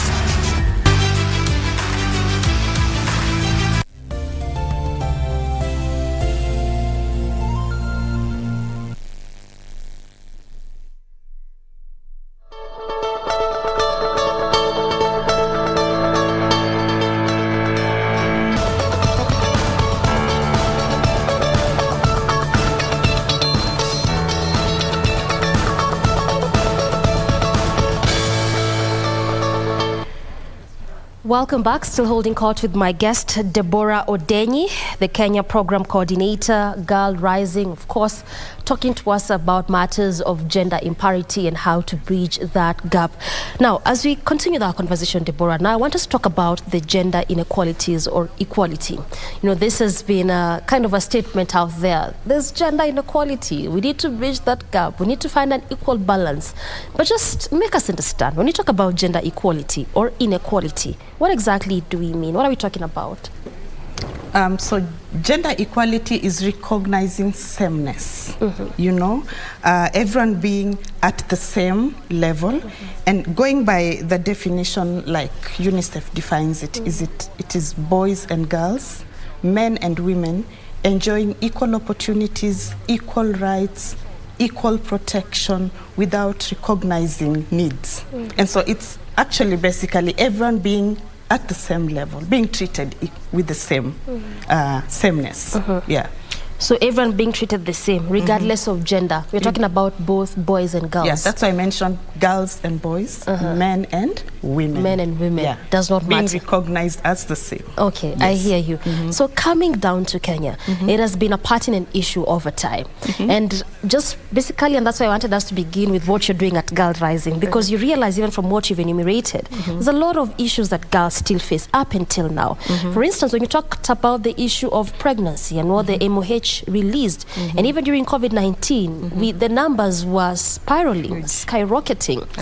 And you know, the question will still remain, much as we have good number of empowerment programs for girls, we can't vacate the fact that they still face quite a lot. But on the flip side, we are now saying that a lot is being done for the girls at the expense of the boy. Let's just start from there. Do you agree with that? No. Oh? I don't. Why not? Boys have not been forgotten. I think we just exclude, sometimes do not involve them in conversations that we have with girls for some programs. But at Girl Rising, I should say, we involve the boy. How do you Because do that? we do, from the programs that we run, because we're looking at developing them having confidence, developing agencies. And I'll come to that later as I narrate. And being able to find support systems in the face of resistance. And so we include boys in our programs. Yeah, much as the name suggests, Girl Rising, we do include boys. And I do not agree with you that boys have been forgotten. There are programs that champion for boys. I know you, like you initially mentioned, a lot of programs, initiatives being set up, and even government hugely supporting girls. That makes people even feel... in an international, you know, market, a lot of programs that they bring forth is for girls empowerment. It's so rare to hear boys. Yes, so that makes girls appear like they've been placed at a privileged place, like they've been raised on a pedestal. That's not the case. We include boys, and that the fact that there is active advocacy for the education of girls, because, you know, girls, like I said initially, historically, you even mentioned, they were hugely severely affected by the pandemic. True. It's true. But let me tell you, there are programs being championed out here for boys. I know a few. I know one being run by Eric, Yazua Africa, developing boys into men, and creatively done. And we have involved him many times on programs that we champion for girls. And I remember one quote he told us in one of the sessions we were holding. He said, raising boys, as they raise boys for leadership in their program, they are cognizant of the fact that if we do not do something for the boy child, we shall absolutely have done nothing for the girl. And I agree with that. And so that's why we are doing that. There's also a colleague who works with the homeless of Nairobi, champions a lot, Clifford Oloch, champions a lot for the empowerment of boys as well. And so I would just call, much as we are inviting men on the table for the discussion about girls, let the men also just come out and clearly support our efforts, like we do at Girl Rising, to support the boy child. We need them to coexist. We believe that when a boy in community is empowered as much as the girl, they will coexist, and maybe we will have better families later in future. And when they exist, we believe they become allies for one another. They have peer support for the other. Let me give you a story of one of the sessions. So when we hold the sessions at Girl Rising, we listen, we use the power of storytelling, and so we share experiences, even with the participants. And one boy just raised, I said, I have a story to tell. So yesterday we were to go to school, because most of our programs are after school or weekend or during the camps, holidays. And so he said, my younger sibling is unwell, but I'm in the same class with my twin sister. And my mom, in the morning, when we were preparing to go to school, asked my twin sister to stay at home to take care of the ailing sibling. And I told my mom that I am not going to accept my sister to stay home. I'm not going to lie to my teacher that my sister is unwell. She is not. We are both going to school. And they went to school. And getting to school, because the boy knows when he goes back, that conversation will still go on. He decides to request the teacher for a note to take to the mom, explaining why the girl has to attend school. And so we're looking at such examples, you know, stories that really make sense, inculcating such values into young boys like that, to support, to become an ally to the sister, so that he knows my sister needs these contact hours. She's supposed to attend school as required and not miss school. And so you can see that's how we involve them. It's just a call that let us all advocate for the boys. We have not reached the threshold for the empowerment of the girl child. You know, from that story, I'm just thinking that this is actually in this age and time. And this is a parent who's telling the girl to stay at home while the boy is going in school at this in this 21st century, in 2022. Of course, again, it goes back to tradition and customs. It shows you that the girl is supposed to be a home. How is it put? To take care of the home. Take care of things in the house while the boy is away. And this is why the mom found it fit to say, you remain at home, take care of the younger sibling as your brother, as the boy goes to school. So it shows you much as, there's quite a lot that is being done. There's still some holes here and there that we perhaps might be needing to fill.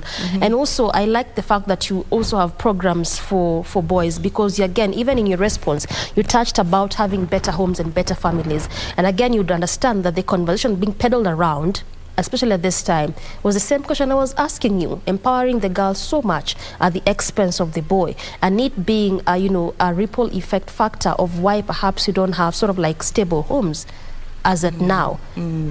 See the way you are putting your face? Cases of femicide. I know you've covered quite much in your shows. A lot of that, exactly. And the reverse is the same. Why?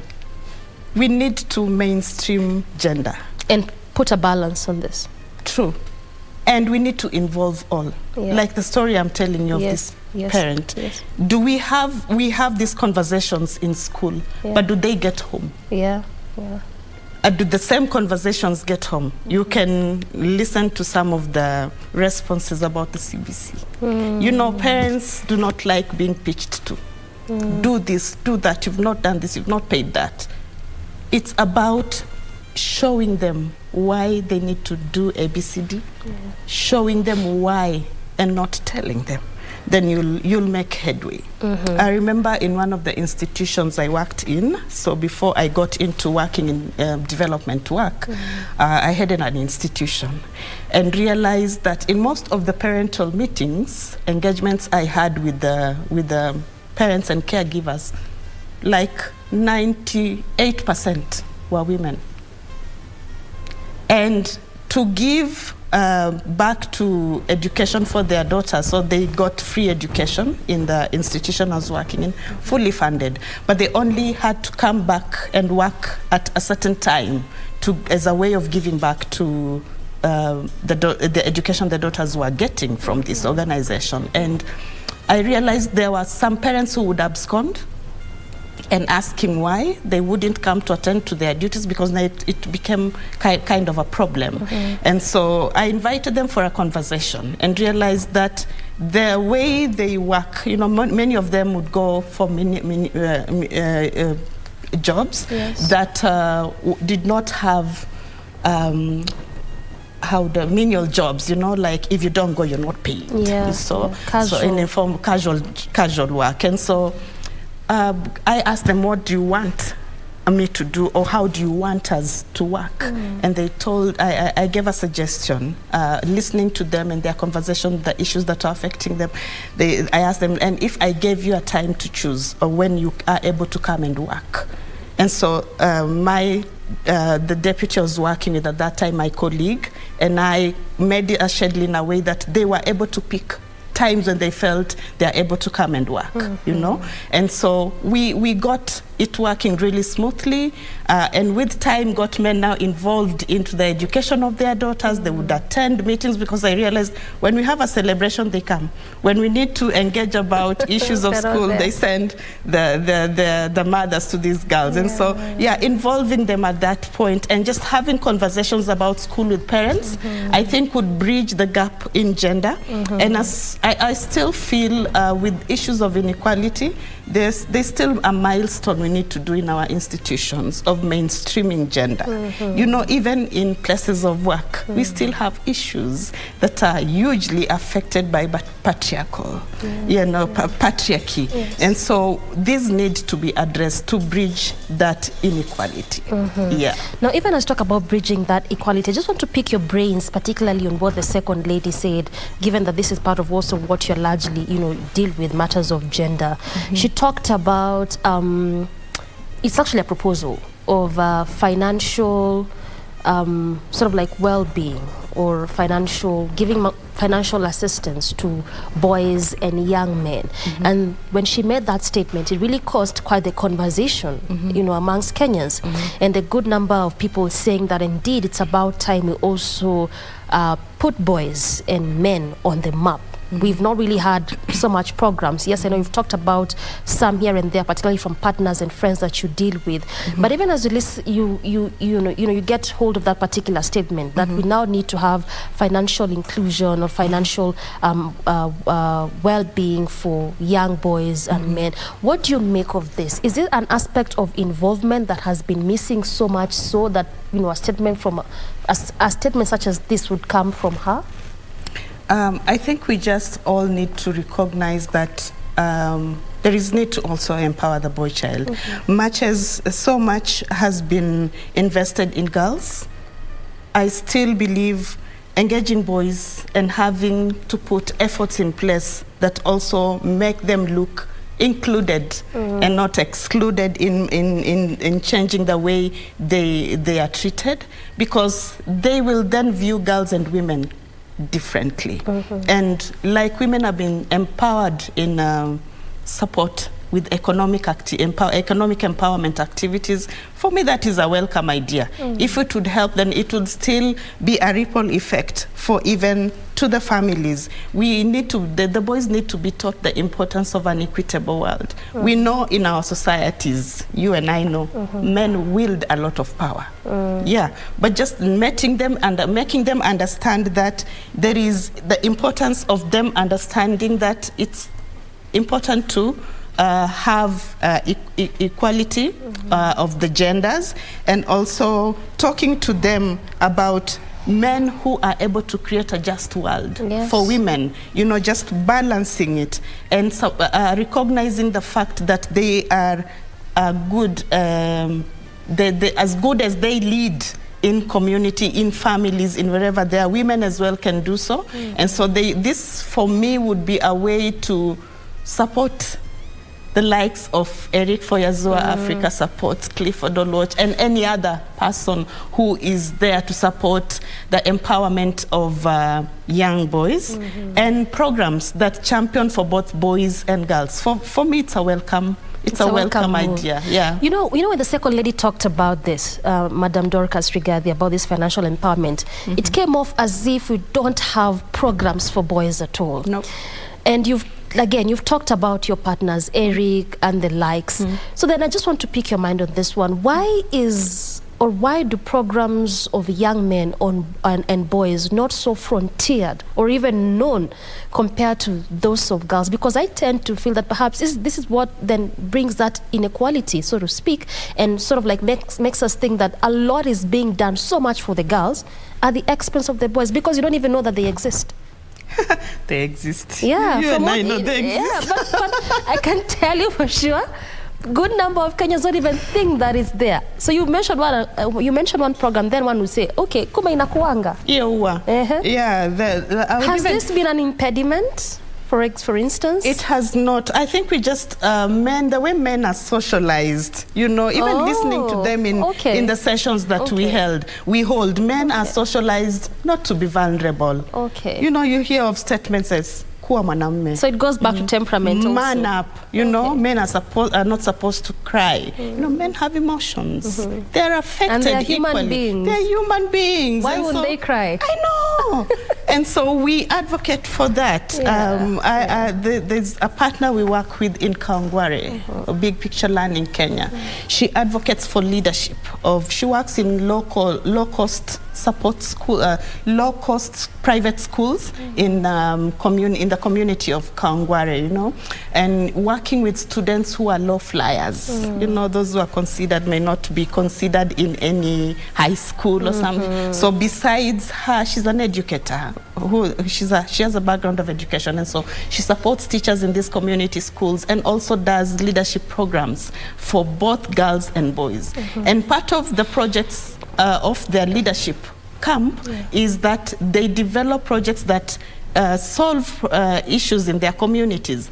And boys have come up so well with issues on housing, issues to support girls, issues to support mental health, you know, supporting the elderly in community. So the programs are there, but a lot of pronouncement is for the girls. And so also I'm saying they're there. There are organizations, there are parties working with the boys to empower them, but now just they're not that loud like and the now girls. That's what we need. And that's why we need it pronounced, and I like that the second lady is up to that task. So that we do not appear like we are excluding the boy. We are not. There's no way you will hit ground with a program for girls and exclude boys. It will not work because and all the institutions, like majority of the institutions in Kenya are co-ed. Whether you like it or not. Whether you like it or not. We've even heard of conversations of sanitary towel support. The government is doing quite much, especially for those girls going to public institutions. But of course now the private are excluded. That is another inequality. You know, a girl going to a school in Kenya is a citizen. So why should a girl in a public school have access to sanitary towels and not these ones in private schools? And so now there are organizations coming up supporting those who are not able to access such. But they're saying in private school you can fend for yourself. There are those. But the low-cost schools in informal settlements, they cannot afford that. I hear you. There are those in marginalized schools, and even those in public schools, not all of them have access to those. And sometimes at some period of time the supply comes to an end. And so until the next batch of supply is brought, what do these girls do? So you can imagine, we look at a girl missing school like 4 days in a month on average. And a term is like 3 months. So we are talking of 12 days. In a term. In a term, times 3 terms, times the period she's in school, because she'll be in that. And so those are the inequalities we are talking about. And so the discussion also sparked up. And so you bring sanitary towels for girls. What are you doing for the boys? See? What are you bringing them? For the boys? What are you bringing them? We're bringing them a lot of stuff that they need as support. So as the girls get the sanitary towels and maybe panties to support, we're also supporting the boys maybe with their undergarments as well, so that they all feel included. Exactly. And so with the support now that we'll get from the second lady, I think such programs will be propelled to a success. And inclusivity is the key. Everyone needs to feel they are part of this society, not one gender feeling that one is being advanced at the expense of the other. Because again, also when you every time you talk about advancing women and girls issue at the expense, of boys, there are also some women and girls who still feel, wait a minute, it has been a patriarchal society since history, as you rightfully put, and you got some organizations, much as we are having women's issues being advanced, we still have these things that curb their growth and development and empowerment at the end of the day. So clearly a balance and inclusivity is the only way you can achieve this. As we exit this space, Deborah, very quickly talk to me about the progress of advancing gender equality, even just from what you're doing at Girl Rising as we wind up. So advancing this, we're looking at commitment to ending child marriage, as was envisioned for Kenya in 2030. We really hope this would go a long way in balancing gender, creating sustainable livelihoods. You know, economic inequalities also have issues with regard to education especially. So like the ravaging hunger, you know, some schools have actually stopped. Yes. Because of that. Yes. You know, children go to school because they know they are feeding programs in school, and they are sustained. They know there's no way you can teach a child who's hungry. Mainstreaming gender into institutions of learning, institutions of work, into communities, that is still a huge issue. Yeah, you know, we are still struggling. And so looking at that, and also just rolling out the 100% transition for schools. That's also a very big challenge. It's a very big challenge and causes a lot of inequality, especially with regard to education. We know families where you find, because high school education is to be paid for, and maybe a family has 2 children. One is a boy, one is a girl. Believe you me, the boy will go and the girl will not. Yeah, and so we need to also look at that. Also looking at the 2010 Constitution, there was the bill for education for all children, the Bill of Rights for that. Just hold it there. You're really enumerating very pertinent issues. I want us to take a very quick breather. We circle back with talking more about those programs therein, Deborah. Time for that breather. Still stay with us. We are continuing with this conversation with Deborah after this break.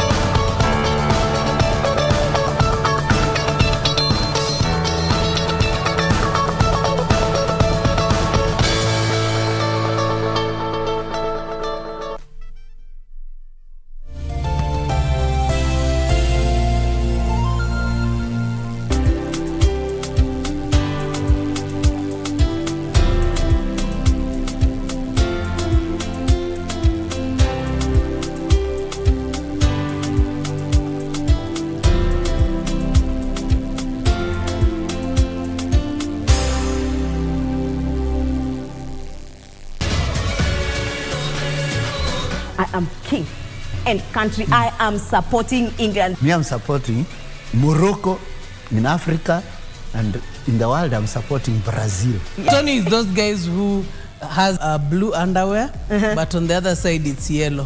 Sasa akivaa siku mbili anaipindua. Ama ni duvet. Leave my duvet underwear alone. It will be great to connect team kama Africa. Senegal imefika finali imechukua.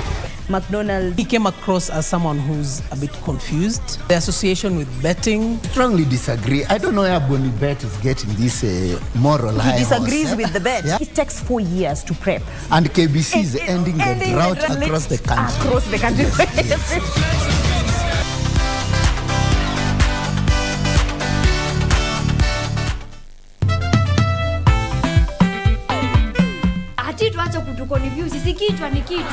The head and the brains are different things.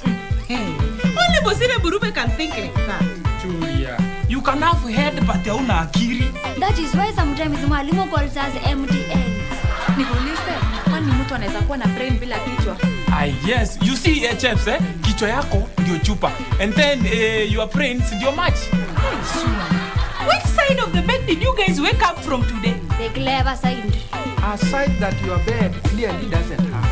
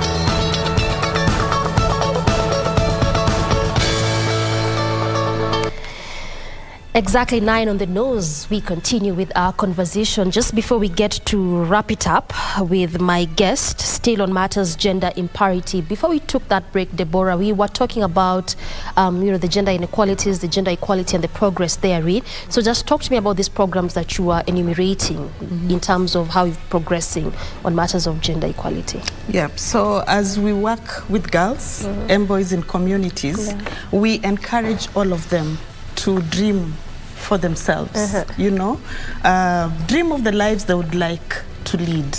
We're talking of leadership programs for them. And so we encourage girls and women to be confident, and to be positive of self, and looking at what they really want for their lives. Like this year, we are proud that we have 82 women in Parliament. Yes. We are talking of 21 and the number in Senate. Is increasing, and 7 elected governors. And so that is an inspiration to the girls who look to work into leadership, especially in public office. And we really encourage that. And then just having the agency to identify their rights and personal support systems. So who can support you? We do not really go for programs that are academic oriented. We know that not everyone is academically endowed. We also think of creative arts. We are looking at supporting institutions like the Cry to rally out for STEM subjects, So for the inequalities in school again, do you know there are schools that today do not have a laboratory. A student will meet lab equipment in the final exam, And so programs that support such institutions so that there is no anxiety when it comes to selection of subjects about science and even career, So how does a teacher support a student? Because over time we've heard that these are careers for boys, these are careers for, and I think this is also what has brought this inequality. And who said? No way. So just engendering career selection subjects, there shouldn't be any anxiety about that. And so those are programs that we look at, and also just those sitting back and not being in solidarity to advocate for this agenda on gender equality. You talked of the men, let them come on board, and speak. And speak like the girls speak, like the women speak, like we advocate for them. And so, but on that note, don't we need to do something on socialization bit? We're just having this conversation off air, and we realize that that aspect of telling them to speak, much as it's in the program, it's dates back from history. It comes from socialization. But we agreed men and boys are human. They have did. Emotions, we actually did. And them to coexist, we need to support them. And so that has really to come in. We're also talking of wherever we are, can we enforce the two-thirds gender? This government is trying here and there. The two-thirds gender rule, we are trying. Can we get to where we are supposed to? The affirmative action, we're also looking at that. And so if we do all this, I know we are going to work towards gender parity, I hear you. So then even as you say that we are trying here and there, even with this government, but can we get to that two-thirds? Let's not try. Can we get there? We are struggling with it. So then how would you speak to this aspect of, the president signed a women's charter in June of 50-50. And there's been a lot of conversation on the fact that we haven't seen that. There's a bit of trial here and there. 7 governors, 7 CSs, women. The PSS will be nominated from next week, around 12, thereabout. A bit of try, yes, but the mark is not quite there yet. What would you speak to this? What then do we need to do to actually make sure that we don't try anymore? We now get there. I think it's just a matter of being intentional. It's just a matter of being intentional. I love steering of politics, especially with regard to matters education, because then it's being objective. In your position, we are not even just talking about political space. Even in the corporate world, even in our educational institutions, how do we work towards gender parity? We need to practice that. It's something that we need to do it as a matter of intent and not try. If you commit to do something, just do it. also speaks to integrity. Yes, you know, those are the yes. values we want inculcated in the adolescents that we work with on our programs. Issues of values, you know. Do you live to what you commit to? Do you say A and you do B? Exactly. Yeah, and we would like this etched into the minds and the lives of these young children that we work with. So programs work with the ages of 9 years to 14 years. And so at that early age, we would like them to understand gender bias, inculcating to them values that will build their lives, critical skills that they will use later in life, you know, not just talking and not doing. So it's about commitment. We need to move from just a conversation to actually actioning what we say. And it reminds me of what the former Chief Justice David Maraga once almost wanted to disband Parliament, because when that 2/3 threshold wasn't met, and then there was lack of understanding, why are we having this enshrined in the Constitution? And a decade later, we are not quite there yet. So then this brings me to that question of Deborah, then what is the role of leaders in this gender equality progress? Which part do they play? They just need to approach, like, wherever their leadership position is, let them approach policies with an engendered lens, you know, so that we are speaking the same language, not doing this in contradiction to what we say we commit to do. Yeah. Let's look at issues, policies and initiatives, and especially at the inception age, stages. How do you start? You know, that informs how the later stages will progress. And so from the inception, if you're talking of affirmative action, 2/3 gender rule, are we following it up from inception to the later stages? And so let's commit as leaders, wherever we are not just talking about politics. Yes. All areas, even in family, we need to do, even in our classrooms, wherever we are, we need to practice that. Yeah, and they say that role modeling is the best teacher. So what we do, the youth we have, the adolescents we have, the children we have are watching, and they will do the same. Yeah, they will do the same. So if we keep saying and do none of what we say, they will again come and say and do none of what they would say. If we have these things enshrined in law and it's just a paper written, penned down on paper, and we don't action it, we will keep making laws and not actioning what's. And that's why at Girl Rising we commit to community-led change. Okay. Yes. From that level. Community-led change. Changing mindsets, shifting the way people think, right from the ground. That is what will make it work. So you from your family, Debbie from their family, from the schools we go to. And at every level, we need to commit to that. Yeah. So then what has been the progress, Debbie, since the inception of Girl Rising? Since you've just said that you begin from that community level, let's quickly understand, how has that progress, been like over years?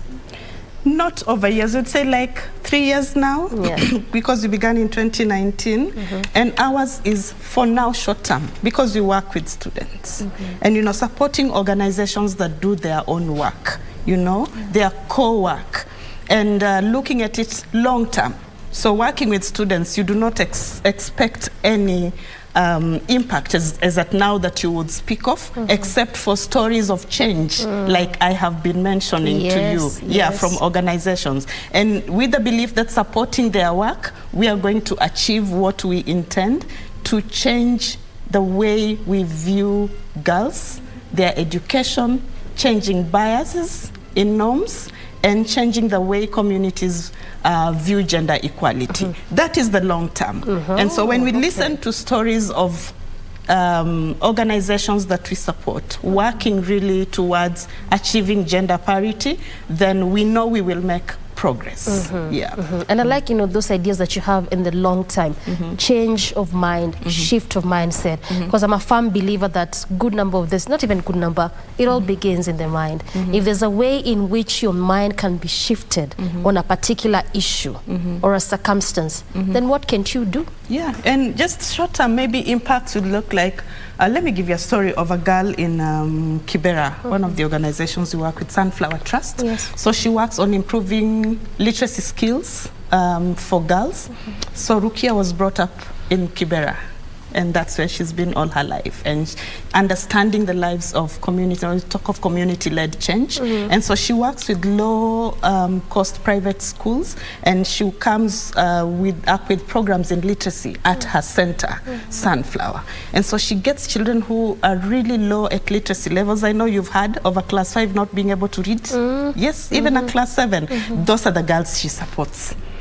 And believe you me, her first cohort transitioned to high school 100%, and they even had A's in English from support of the programs they get at her level of support. And you see, these are now girls who go to high school, and of course now with basic skills in literacy, and all exams except Kiswahili are set in English, which is a good initiative. Yeah, and it's the official language, and so those are the ones that we look at long term, having such girls who have good basic education, transformed now, transitioning to high school, confident girls who have the agency to lead change, to make decisions for themselves, to solve problems in their communities. However subtle, however small, we really encourage that, because we know now next they'll be challenged to do something bigger. Exactly. And so that's what we are looking at. Yeah, and I also hope in the long term you are looking at going to those really, just as you talked about, the marginalized areas, because even right now we are still talking about FGM. You can remember that the former president had talked about ending this practice by February of 2022. We already passed that, and I can tell you for sure there are areas in this country whereby you reach a certain age as the girl, your education is capped and stopped at that point. If it's not early marriages, then it's matters of FGM. I know. I listen to those when I visit counties like Kajiado, where we have programs, counties like Narok, counties like Samburu, and listening to the facilitators in community who facilitate our programs, and they're like, we need to take these conversations to parents.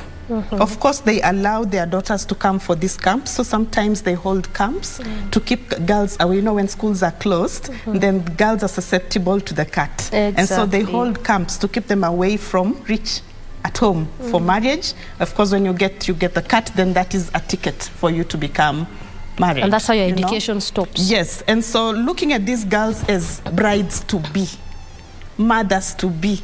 Imagine at 14, at 13. You're talking of 14, 9. I've even gone further to talk about 14 and 13. Yes, and FGM, as we speak, you said we were supposed to have ended it in 2022. It's not ended. It's at 21%. You can imagine. Prevalence. 21% is and huge. even counties just here, even in counties such as Meru, you can imagine this is still happening. There's a lady who was in the camp, one of the camps during the holidays, speaking to me during the holidays, and you could see her eyes were welling. They were like, when we really work hard to ensure these girls go through primary school, but you can be very sure they are not going to high school. Even if they do, not all of them. In her own words, it really wastes us. This now brings that gender inequality that we're talking about here. Yeah. So she's saying that I'm so sure primary they will do. They will secondary, do. And sometimes through struggle, hide and seek. And sometimes they have to be placed in boarding schools. But once they get home, they will be married off.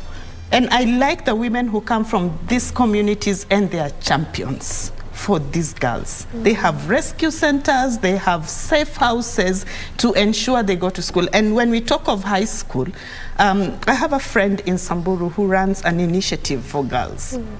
I visited some time back in 2016.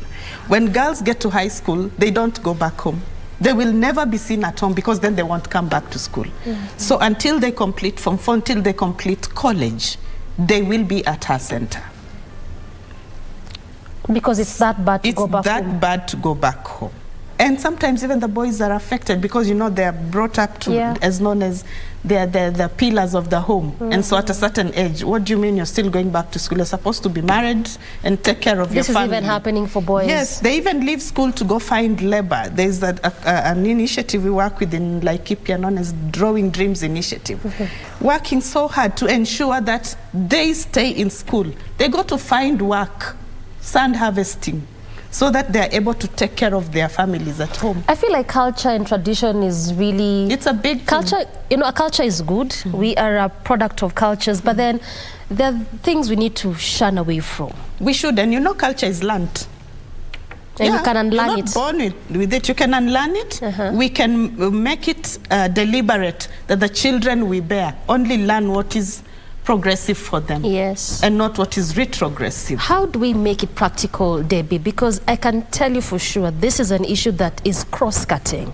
And even as you talk about girls, just from the example you've drawn, even boys, in some communities, you get to a certain age, they are told, now your school life ends at this point, look for work. Why? Because again, there's another girl somewhere who also underwent the cut, and because they've already been initiated to be a woman, they're supposed to be married. Here we are talking about gender equality. Who really should be taking good responsibility for this, so that then we do not really have policies of by this time we need 100% in transition of schooling. By this time we need to have ended teen pregnancies. By this time we need to have ended FGM to make sure we have full inclusivity. Who needs to be taking full responsibility for this, Debbie? All of us. Okay. Doreen, Debbie. Everyone. Everyone. We can't say government needs to be doing this. Government can only do so much. Okay. What are you doing at your level? Government's idea, no. Hiyo maneno haiko. Hakuna. Do whatever you can at your level. Do parents also need to be sensitized and perhaps educated? I have mentioned this over and over. On this one? You know, like I'm obliged by the work that I do to be a caregiver. And I understand the salient role parents play. We need to engage them.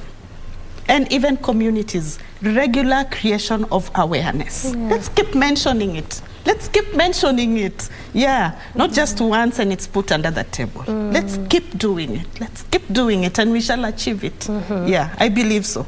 So let's not stop at any point. No. And even after you feel like you're achieving, let's continue doing it. All right. And ensuring that both boys and girls enjoy their rights. Yeah. Education included. Yes. Yeah, it is a basic right. And we've said over time, we can't even overemphasize, it is in the Constitution. Lastly, Debbie, how do we expand civic and civil space for women and girls? How do we expand this? So I've been told, initially I talked about starting at an age where they have the voice and confidence to use their voice, the agencies, being able to dream for themselves. And so finally, when they become young women and women who are able to now get into civic education, we look at the commitment that they want to make to, and also society. So how do we look at women? You know, in spaces of politics, those who aspire to go into politics, are they being given equal space?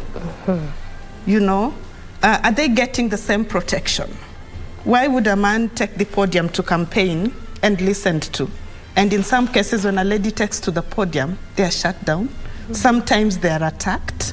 You know, we need to come out. Just by virtue of being a woman. Yeah. Why? It is not fair at all. And so also just looking at ensuring that they are given support whenever they need to.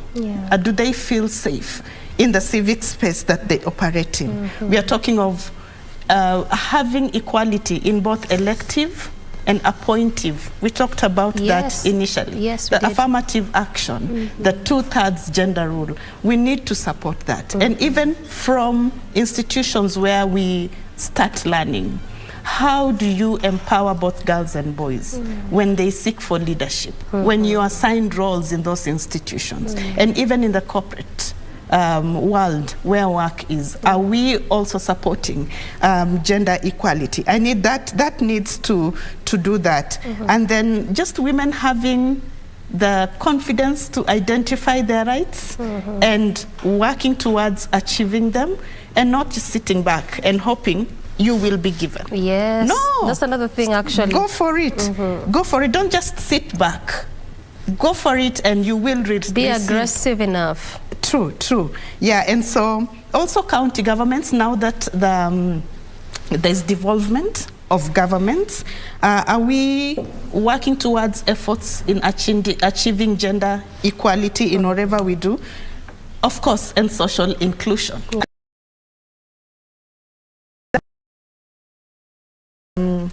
Devolvement, there's a lot of patriarchy, you know? Still ongoing. Still ongoing and challenging all these efforts.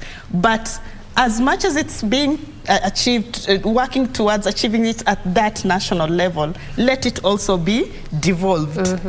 You talked of the CSs and what of the CCs in county governments. Oh yes. We have also, that too. Yeah, we need to hear in counties, out of the 10 CECs as per the constitution, at least 5 going to women and 5 going to men. Inclusion and also special interest groups. Are we talking of those with challenges? Special needs, are we also including them? And so we are talking of equality across board. You know, there's something that you've mentioned. Anytime you want to end this conversation, you just bring something up. Maybe because I do so much. There's something you've mentioned which has really piqued so much as you were responding there. The aspect of women. Don't wait to be given. No. Don't just sit and say, watanipatia, unajua mimi ni mwanamke. No. Go out there and also seek. If it's a position, seek for it, regardless of the challenges. The challenges are really quite there. And you know, when you talked about political spaces, it just pushed my mind back to the electioneering period and how good number perhaps of those that were vying for different positions are talking about how it's difficult for a woman to be in these spaces. First of all, because of the roles that come with just being a woman in its entirety, and then look at the position that you're going to seek for. So how can we bridge that? But then at the end of the day, go for it. Wacha tuseme ilikataa, but I did my best. Be able to balance, you know, what do you dream to be? Like, yes, I dreamed to work with so many girls, so many teachers. And here so you are. And around the country, and travel a lot and do it. And so for the girls, we tell them, have the confidence. What's your dream? To be a journalist? And push for it. Go for it. It doesn't matter. Go for it. It does not matter at all. Just go for it. Waiting to be given how? Just put on no one will cap. Give you. Yes, when you get home, Debbie is now a mom, put on the mom cap. You know, when you get out there and you're a mentor and mentoring girls, put on that cap. Yeah, just balance it. And when you feel you need to rest, take a breath. Rest. Switch off that phone, do nothing, and just rest. But at the end of the day, go for it. Don't wait to be given. If it means you'll have to fight for these positions, fight for them. Of course, in a good way, but fight for what you think is right and what you want. Because there's no harm. Let it be said, I did my bit, I tried, even if it didn't come, but I did my bit. Yeah. I just didn't sit and I was like, nitapatiwa hiki tu. No, but you know, even if you listen to those who have achieved, even those who've been elected to parliament, very few are first time. Oh, yes. Very few are first time. Many of them will tell you, I tried over time. I tried. And you know, the more you speak, and so the more you create visibility. Exactly. Yeah, the more you even go back and as you reflect. So why didn't I achieve it this time? Just sit back, reflect. You make changes here and there. The next time you come back like a catapult, you're gone. You come back very big, better, and different. True. Good place to end this conversation, Debbie. Good place to end it now. And now let's finish. But thank you so much for your time and just talking to us about what we need to do. And you know what today was very key was not just talking about the girls, but trying to see how we can bridge that gap. Look for programs for girls, look for programs for boys, and trying to make sure that we don't have the inequality that exists, but then there's inclusivity for all and equal gender parity is what you are pushing for in this conversation this morning. And thank you for your insights and input. We greatly appreciate. Thank you so much for having me, and I hope that all out there, my appeal is that we are all intentional about building and fostering exceptional culture and approach to gender issues. You know, Kofi Annan said that educating girls is to reduce poverty. And when we break the cycles of poverty, I tell you, we will go far. Thank you. We will really Good go place. far. Good Thank place you to so end it much now. for having me. Yeah. That has been Deborah Odenyi, Kenya Program Coordinator at Girl Rising. Of course, matters of gender imparity, trying to look for that good balance is what has dominated our conversation at this hour. And also a good place to now end Good Morning Kenya this Wednesday. We always appreciate your valued company from me and on behalf of the entire team. Asante sana. Till tomorrow, good morning.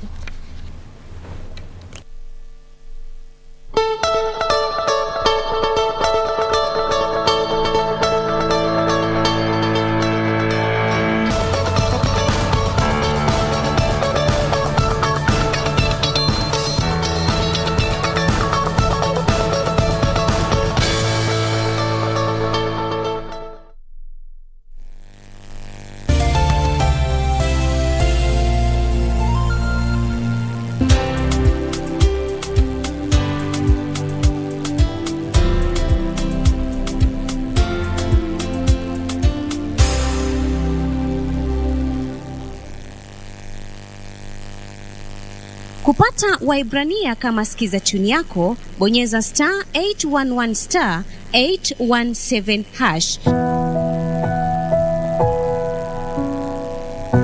Yesu Kristo ni yule yule, jana, leo na hata milele. Wahibrania 13 mstari wa 8. Kupata Waibrania, bonyeza star 811 star 817 hash. Star 811 star 817 hash. Yo, what up? My name is DJ Piera McKenna. Listen, KBC Channel 1 is the only channel that is showing World Cup exclusively. Okay, keep watching it. Have a good time.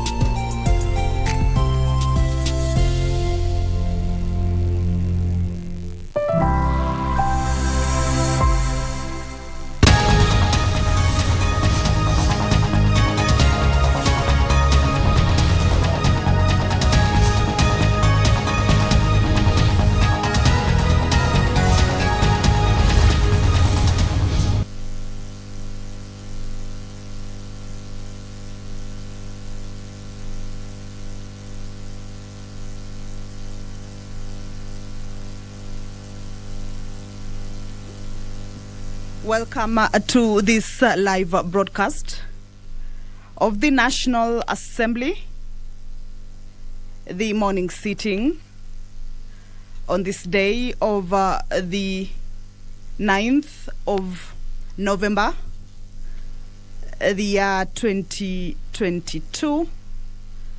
This is a live broadcast that is brought to you by the Parliamentary Broadcasting Unit in partnership with the Kenya Broadcasting Corporation. In the order of business for the members of the National Assembly this morning is that the member for Navaholo, Honorable Emmanuel Wangwe, will be tabling a bill on the sugar bill originating from the National Assembly, Bill number 34 of 2022, to be read for the first time. The sugar bill by Honorable Emmanuel Wangwe will be read for the first time on the floor of the National Assembly. And the bill seeks to reinstate the Sugar Act, which was repealed through the enactment of the Crops Act 2013.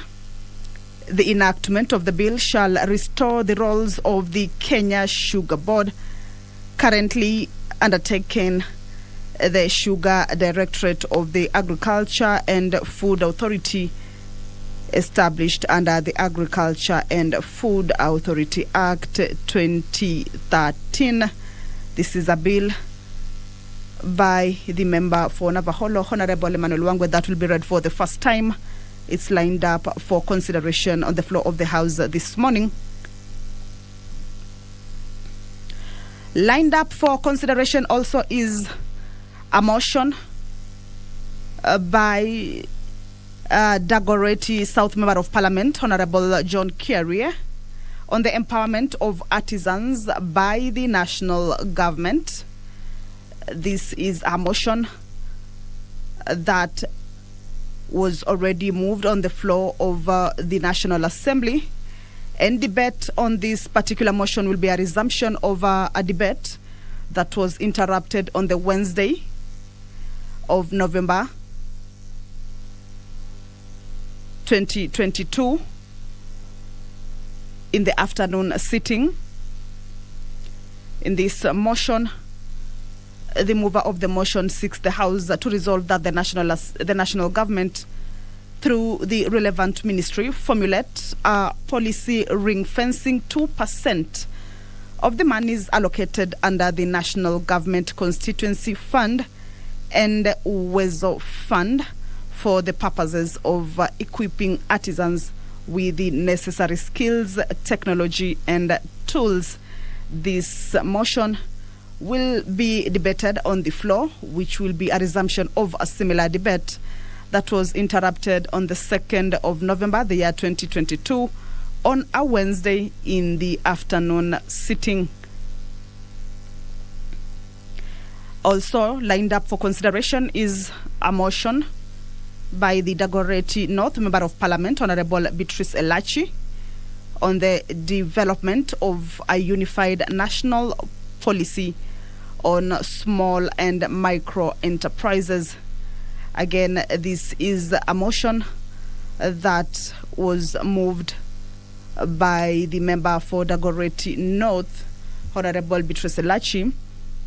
And this motion seeks to have the House resolve that the national government develop a unified national policy on small and micro enterprises, commonly referred to as SMEs, detailing recognition, funding, mentoring, expansion, restructuring, and marketing of the SMEs products. This is a motion that is lined up for consideration on the floor of the National Assembly this morning.